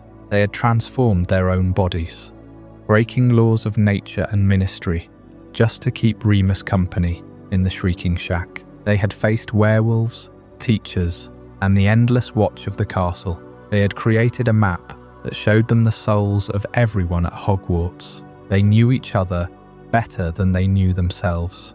And yet, under the terrible pressure of that war, the bond proved fragile. Peter did not just betray James and Lily. He betrayed Remus, who had trusted him with his deepest curse. He betrayed Sirius, who considered him a brother. And in that single instant of treachery, he erased the meaning of their Animagus oath. The stag, the dog, the rat and the wolf were no longer a pack. They were a ruin. When the news reached the wizarding world, the immediate reaction was shock and celebration of Voldemort's fall. But the shock did not yet know Peter's name. All the world saw was the aftermath, a destroyed cottage, a baby with a lightning scar, and a hero's home turned to rubble. Sirius Black understood. He knew the geometry of the trap the moment he heard the news. He knew who had been the secret keeper. He knew he himself had been the decoy, the red herring Peter had used to hide the true betrayal. Sirius did not go to the authorities. He did not call for a trial or a council. He hunted the man who was supposed to be his friend. He drove his motorbike through the night sky and tracked Peter Pettigrew to a street crowded with muggles. And in that moment, the second tragedy of that night was set in motion. The explosion, the severed finger, the 12 nut, the sudden transformation into a rat, and the scream of a man who vanished into the sewer grate. The betrayal was complete. James and Lily Potter were gone, and Sirius Black, standing in the ruins of Godric's Hollow, was the only person who fully understood what had happened. He had trusted Peter with the most precious secret of their lives, and Peter had sold it for a promise of power. Sirius did not hear the news from a messenger. He felt it. He flew to the house on James's enchanted motorcycle, the wind screaming past his ears, hoping against hope that something could be salvaged. But all he found was a collapsed roof and the lingering trace of the killing curse. Hagrid was there, holding Harry. Sirius begged to take the boy. He was the godfather. It was his duty. But Dumbledore had already decided. Harry would go to his aunt's, to a house of safety far from the wizarding world. As the motorcycle vanished into the sky, the full weight of the betrayal crushed down on Sirius. James would never have revealed the location. Lily would never have spoken it to anyone but the secret keeper. Peter was the secret keeper. Peter was the spy. There was no grief yet, only a cold, precise fury. Sirius did not mourn. He hunted. He knew Peter Pettigrew better than anyone. He knew his habits, his hiding spots, his tendency to follow the strongest master. He tracked him to a crowded Muggle street. Peter saw him coming, and Peter, being Peter, did not fight like a man. He fought like a cornered animal. He screamed into the crowd, twisting the truth into a weapon. He accused Sirius of betraying James and Lily. He accused him of being the Death Eater. The Muggles scattered, and in the panic, Peter drew his wand. A single curse erupted from it, tearing through the street. An explosion ripped through the ground, killing 12 innocent people. In the smoke and dust, Peter did something unthinkable. He sliced off his own finger with a curse, leaving it as a grisly trophy of a struggle. He transformed into his rat form, Wormtail, and vanished down a storm drain. The scene was staged perfectly. Sirius stood alone, covered in dust and soot, the only wizard visible in the wreckage. The Ministry arrived. Barty Crouch Sr. saw only what he wanted to see. A dark wizard caught in the act. There was no trial. Sirius was dragged to Azkaban, his voice never heard by the Wizengamot. The whole world believed he had betrayed his best friend and murdered a crowd of muggles. But in Azkaban, the Dementors could not break him. They fed on despair, and Sirius was already hollow. His grief consumed him. But it was a grief they could not extract because he welcomed it. He did not fight the memories of James and Lily. He treasured them. Instead, he held on to something else. The absolute, unshakable knowledge that Peter was alive. The certainty that he would escape to find him. He learned to transform into Padfoot in his cell, slipping into the mind of an animal so the Dementors could not drain him. A dog feels simpler things: loyalty, pain, hunger, but most of all, a dog can wait. And far away, Peter Pettigrew scurried through the sewers. He emerged in the countryside, a fat grey rat, carrying the secret of his betrayal deep in his small heart. He was found by a wizard family. He became a pet given to a boy named Percy. He slept in a warm bed. He sat in the pocket of Ron Weasley, the very best friend of Harry Potter, the boy he had orphaned, and he waited, trembling in his fur for the day the dog would come. The Marauders were scattered like leaves in a storm. Moony walked the world alone, his friends taken by death and treachery. Padfoot howled silently in a stone cage, counting the days. Wormtail gnawed his own tail in the dark, a prisoner of his own cowardice. and Prongs was gone, a shade in a forest that no one could yet enter. The story of the Marauders did not end there. It simply went into hibernation. It fell asleep, waiting for a boy to look at a map, for a dog to escape his cage, and for a werewolf to stop trusting his oldest friends. That day was closer than any of them knew. Sirius Black had been sent to Azkaban without trial. The wizarding world believed the war was over, and the man who had betrayed the Potters was finally behind bars. They did not know the real traitor was loose. They did not know Peter Pettigrew had traded his human form for the shape of a common rat. Peter had always been a survivor. At Hogwarts, he had followed James and Sirius because they were strong. During the war, he had followed Voldemort because he was terrifying. And now, with his masters dead or imprisoned, he followed his most basic instinct. He hid. He found his sanctuary in the most unassuming place in Britain, the Burrow, home of the Weasley family, a house bursting with children, magic and comfortable chaos. A stray rat was nothing remarkable there. He became Scabbers. He was passed from Percy to Ron, a hand-me-down pet in a hand-me-down family. And so Peter Pettigrew, the secret keeper who had damned the Potters, the man who had framed Sirius Black, lived out his days at Hogwarts. He slept in Ron Weasley's pocket. He ran across the Gryffindor common room floor. He was present at every meal, every class, every quiet moment. He was a ghost wearing fur. He listened as the name Sirius Black was cursed. He nodded along as the students whispered about the Potter boy. He played his part perfectly. Meanwhile, Sirius Black sat in Azkaban. He had lost everything: his freedom, his name, his best friend, his mind, nearly. But he held on to one truth: Peter was alive. The certainty of it burned inside him, a tiny flame that the Dementors could never fully extinguish. He remembered the night of the betrayal. He remembered Peter's face. He had been a rat then. He was a rat now. Sirius had sworn to himself that he would find him, no matter how long it took. At Hogwarts, the Marauders became a story that no one told anymore. The map they had created was gathering dust in the dungeons. The names Moony, Wormtail, Padfoot and Prongs meant nothing to the students who walked the halls. The four friends had scattered. James was a hero in death. Sirius was a monster. Remus was in hiding. Peter was officially dead.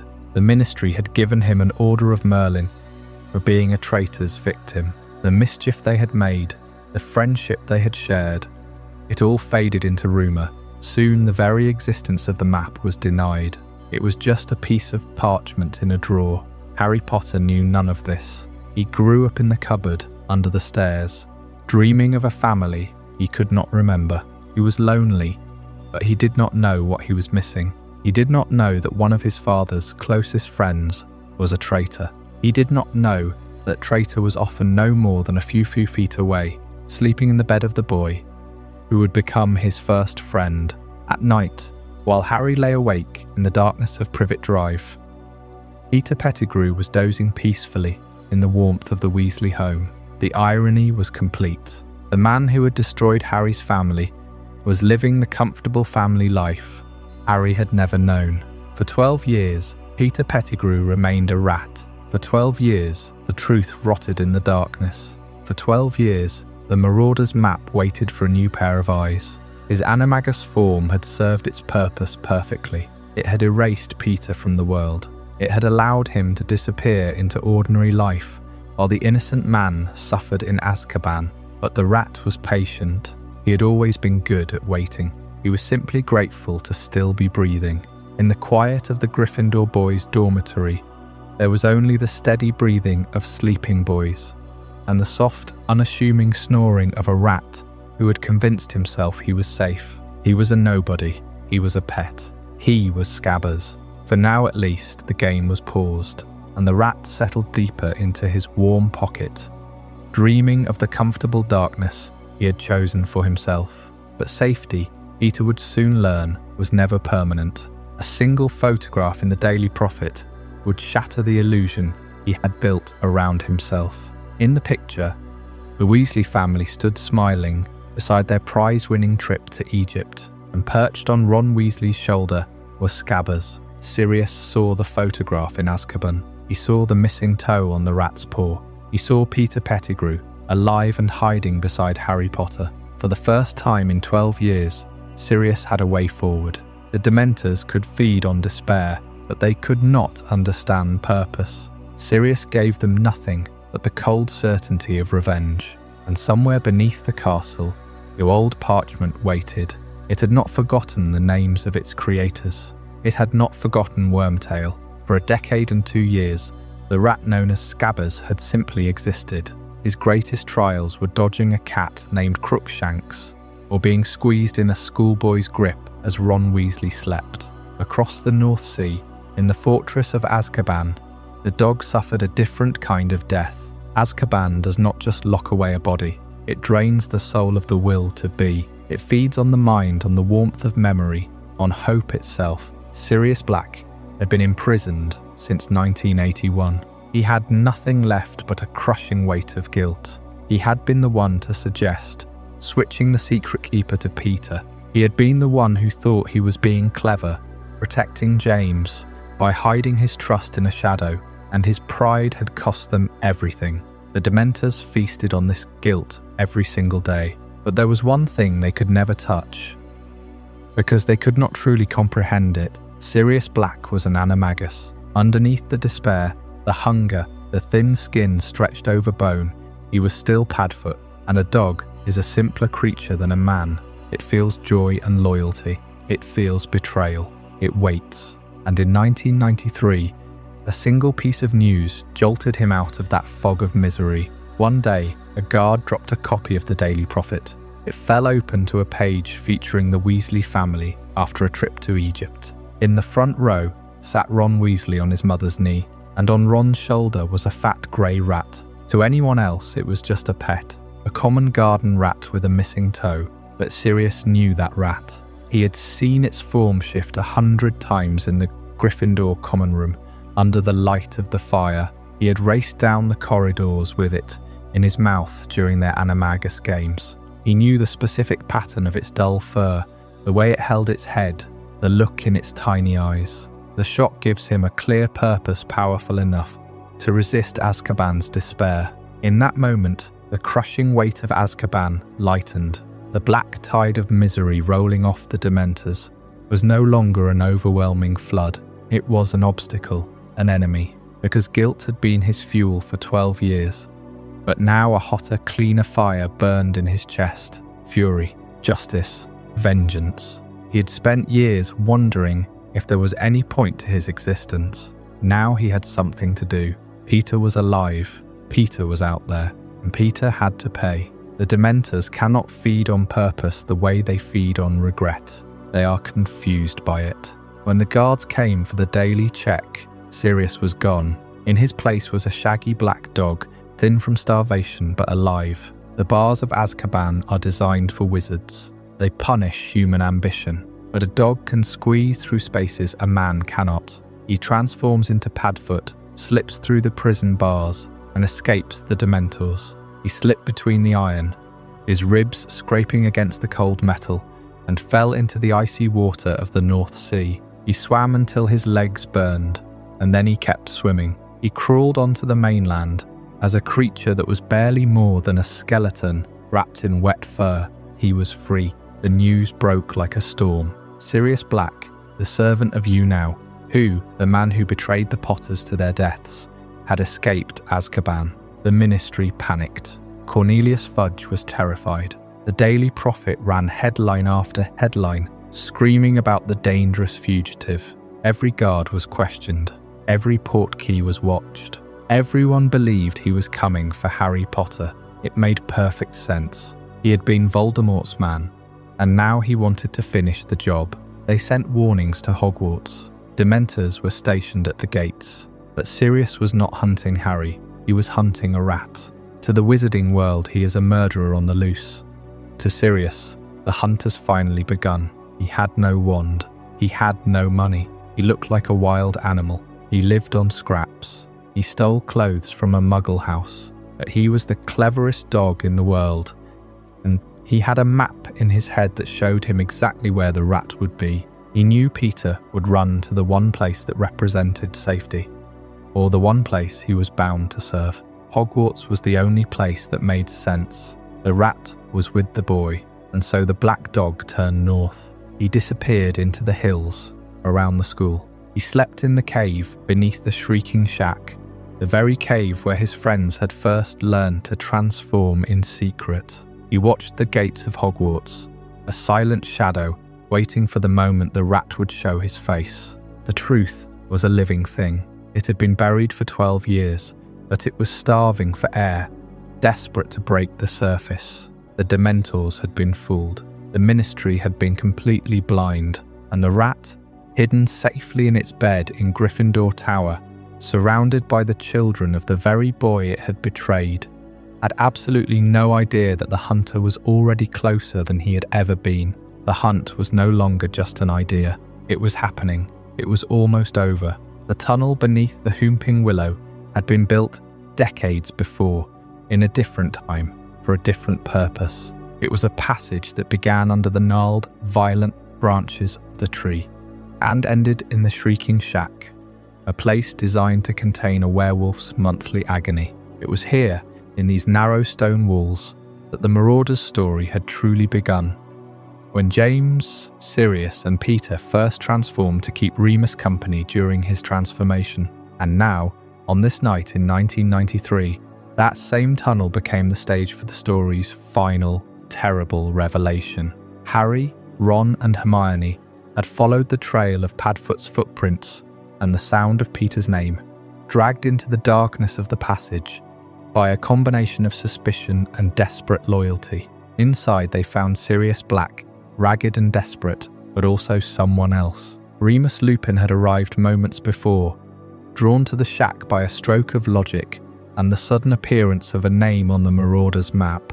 The map, that enchanted parchment that had once belonged to the four friends, showed every person in Hogwarts in real time, as Lupin had traced Ron's dot toward the Whomping Willow. He had seen something that should have been impossible. Beside Ron's name was a second dot. It read Peter Pettigrew. In that instant, the impossible truth became clear. Peter was alive. He had been alive for 12 years, hiding in plain sight as Scabbers, the Weasley family's pet rat. The boy who had been believed dead, who had been mourned as a hero, had never died at all. He had framed Sirius, cut off his own finger, transformed into a rat, and vanished into the lives of the very family who had unknowingly harboured him. Lupin understood at once why Sirius had escaped, why he had hunted a pet rat across the country, why he had been so obsessed with this one particular animal. In the shrieking shack, the truth unfolded without mercy. Sirius told the story of that night in October, when he had discovered Peter was the secret keeper who betrayed James and Lily. He had gone to confront Peter, but Peter had acted first, blasting apart the street, killing muggles, and transforming into a rat to escape. Sirius had been arrested without a trial, sent to Azkaban for a crime he did not commit. While he rotted in that fortress of despair, Peter lived as a pet, sleeping in Ron's pocket, eating from his hand, waiting for a safe moment to return to his master. Hermione, who had always been sharp and careful, remembered the evidence. She had seen the name Scabbers on the map earlier that year, but dismissed it. She had felt the rat's twitch, seen his missing toe. But in the shack, with the truth pressing in from all sides, she put it together. Lupin, who had known these friends better than almost anyone, explained how the Marauders had become Animagi to accompany him during his transformations. He explained that Peter had always been the smallest, the weakest, the most eager to follow, but he had also been the most skillful at hiding. Harry listened to the full story of that night. He heard how Sirius had been the one to suggest changing the secret keeper, a plan meant to draw suspicion away from Peter, a plan that backfired catastrophically. He heard how Sirius had borrowed Hagrid's flying motorcycle after finding James and Lily dead, how he had given Harry to Hagrid, and then gone after Peter without a second thought. And as Sirius spoke, the hatred that had burned in Harry's chest for so long began to shift. It was not directed at this gaunt, desperate man. It was directed at the trembling rat, the one who had destroyed his family. Yet in that moment of clarity, With Sirius finally cleared in Harry's eyes, Peter seized his chance. He transformed back into Scabbers, small and quick, and darted for the door before anyone could stop him. The tunnel, the same tunnel that had once been a secret haven for 4 friends, became a path of escape for the traitor. He slipped between legs, through gaps, and out into the night, leaving behind his captors and his past. Sirius was free in spirit, but Peter was free in body. And that rat, that frightened creature who had sold his friends for a chance to survive, would carry with him the seed of Voldemort's return. He would scurry back to his master, find him in the forests of Albania, and begin the slow, careful work of bringing the Dark Lord back to power. The story of the Marauders, born in that same tunnel so many years ago, had reached its bitter end. One was dead, one was imprisoned, one had escaped, and one had slipped through their fingers. A traitor carrying a future neither could yet see. The previous chapter ended in the tunnel beneath the Whomping Willow. Lupin saw Peter Pettigrew's name on the Marauders' map, a name belonging to a dead man. The truth shattered the night, but the chaos of that confrontation allowed Peter to escape. He fled into the darkness, a rat slipping through the fingers of justice once again, and the course of the war changed forever. Peter returned to his master in Albania, a wretched servant bringing news of the Dark Lord's greatest enemy. He found Voldemort in his weakened, wraith-like state, and he helped orchestrate the dark ritual that gave him a new body. Peter cut off his own hand, offered it as a sacrifice, and brewed the potion that resurrected Lord Voldemort in the graveyard of Little Hangleton. With that act, Peter ensured the final war the Marauders had once fought to prevent would become a reality once more. For James and Lily, the war had already taken everything. For Sirius, it had taken 12 years of his life. But the Marauders were now scattered. Remus, who had spent years trusting Peter, was broken by the revelation at the Shrieking Shack. He resigned from his teaching post, consumed by shame and grief. Sirius, cleared of his crimes in the eyes of the Order if not the public, took refuge at number 12, Grimmauld Place. The house became a headquarters, but it was a cage for a man who had spent 12 years in a literal one. As the war escalated, the bond between the remaining Marauders strained. Remus grew reckless and distant. Sirius, confined to Grimmauld Place, grew restless and desperate. In the summer of 1996, Harry had a vision of Sirius being tortured in the Department of Mysteries. Rushing to save his godfather, Harry led his friends into a trap set by Voldemort. A battle erupted in the hall of the Death Chamber. Sirius fought with a wild joy. A duelist returned to his element. He taunted his cousin Bellatrix Lestrange, and as he rounded the veil, a jet of red light from her wand struck him square in the chest. He fell backward through the ancient archway. Sirius Black, the first of the Marauders to die in the Second War, vanished behind the tattered black veil. The laughter died in Harry's throat. His godfather was gone. Sirius's death broke something fundamental in the Marauders' legacy. Remus, who had already lost James and Lily, now lost the brother who had given him purpose. He tried to push Harry away, feeling it was his duty to protect him, but Harry rejected him bitterly. Remus drifted until a mission from the Order and the love of Nymphadora Tonks brought him back from the darkness. He married and a son was born. The final battle came in the spring of 1998. Harry, Ron and Hermione were captured and taken to Malfoy Manor. In the dungeon, they were held with other prisoners. Among the Death Eaters was Peter Pettigrew, now in constant torment, a trembling servant terrified of his master's displeasure. When Harry confronted him, Peter hesitated. A life debt pulsed between them. For just a moment, the old Peter, the boy who had been sorted into Gryffindor, flickered in his throat. That hesitation was a betrayal to Voldemort. The silver hand Voldemort had given him tightened around his own neck. It turned against him, crushing the life out of him for his moment of mercy. Peter Pettigrew died in the cellar of Malfoy Manor, the last remnant of his childhood loyalty, strangling the reign of his cowardice. The war culminated at Hogwarts. Remus Lupin returned to fight. He and Tonks left their infant son, Teddy, behind to join the defenders of the school. Remus fought through the long night. He duelled alongside his former students. In the final hours, he was separated. He was killed by Antonin Dolohov during the final battle. When the fighting finally ceased, Harry walked among the dead, and he saw them. Remus and Tonks lay together, their hands intertwined. The last of the original Marauders was gone. Remus Lupin fell in the Battle of Hogwarts, leaving Harry as the last living witness to their bond. In the Forbidden Forest, Harry walked toward his own death. He had the resurrection stone inside the golden snitch. He turned it 3 times. They appeared out of the mist. James, Sirius, Remus, and Lily. They looked younger, untouched by the pain of their later years. They walked with him, their presence a shield against the Dementors. James, Sirius, and Remus returned to him in that forest, proving that the Marauders' story ends not with the mischief of their school days, not with the betrayal in the tunnel, but here, with Harry walking towards sacrifice. They were family. The last time Harry saw the Marauders was through the Resurrection Stone, a fleeting glimpse of faces he loved in a forest where he was prepared to die. The Marauders' map survived. The names remained. Moony, Wormtail, Padfoot, Prongs, but the 4 boys who made it were gone. What remains is the legacy of a friendship so powerful it changed the course of a war, and a sacrifice so deep it transcended the veil of death itself.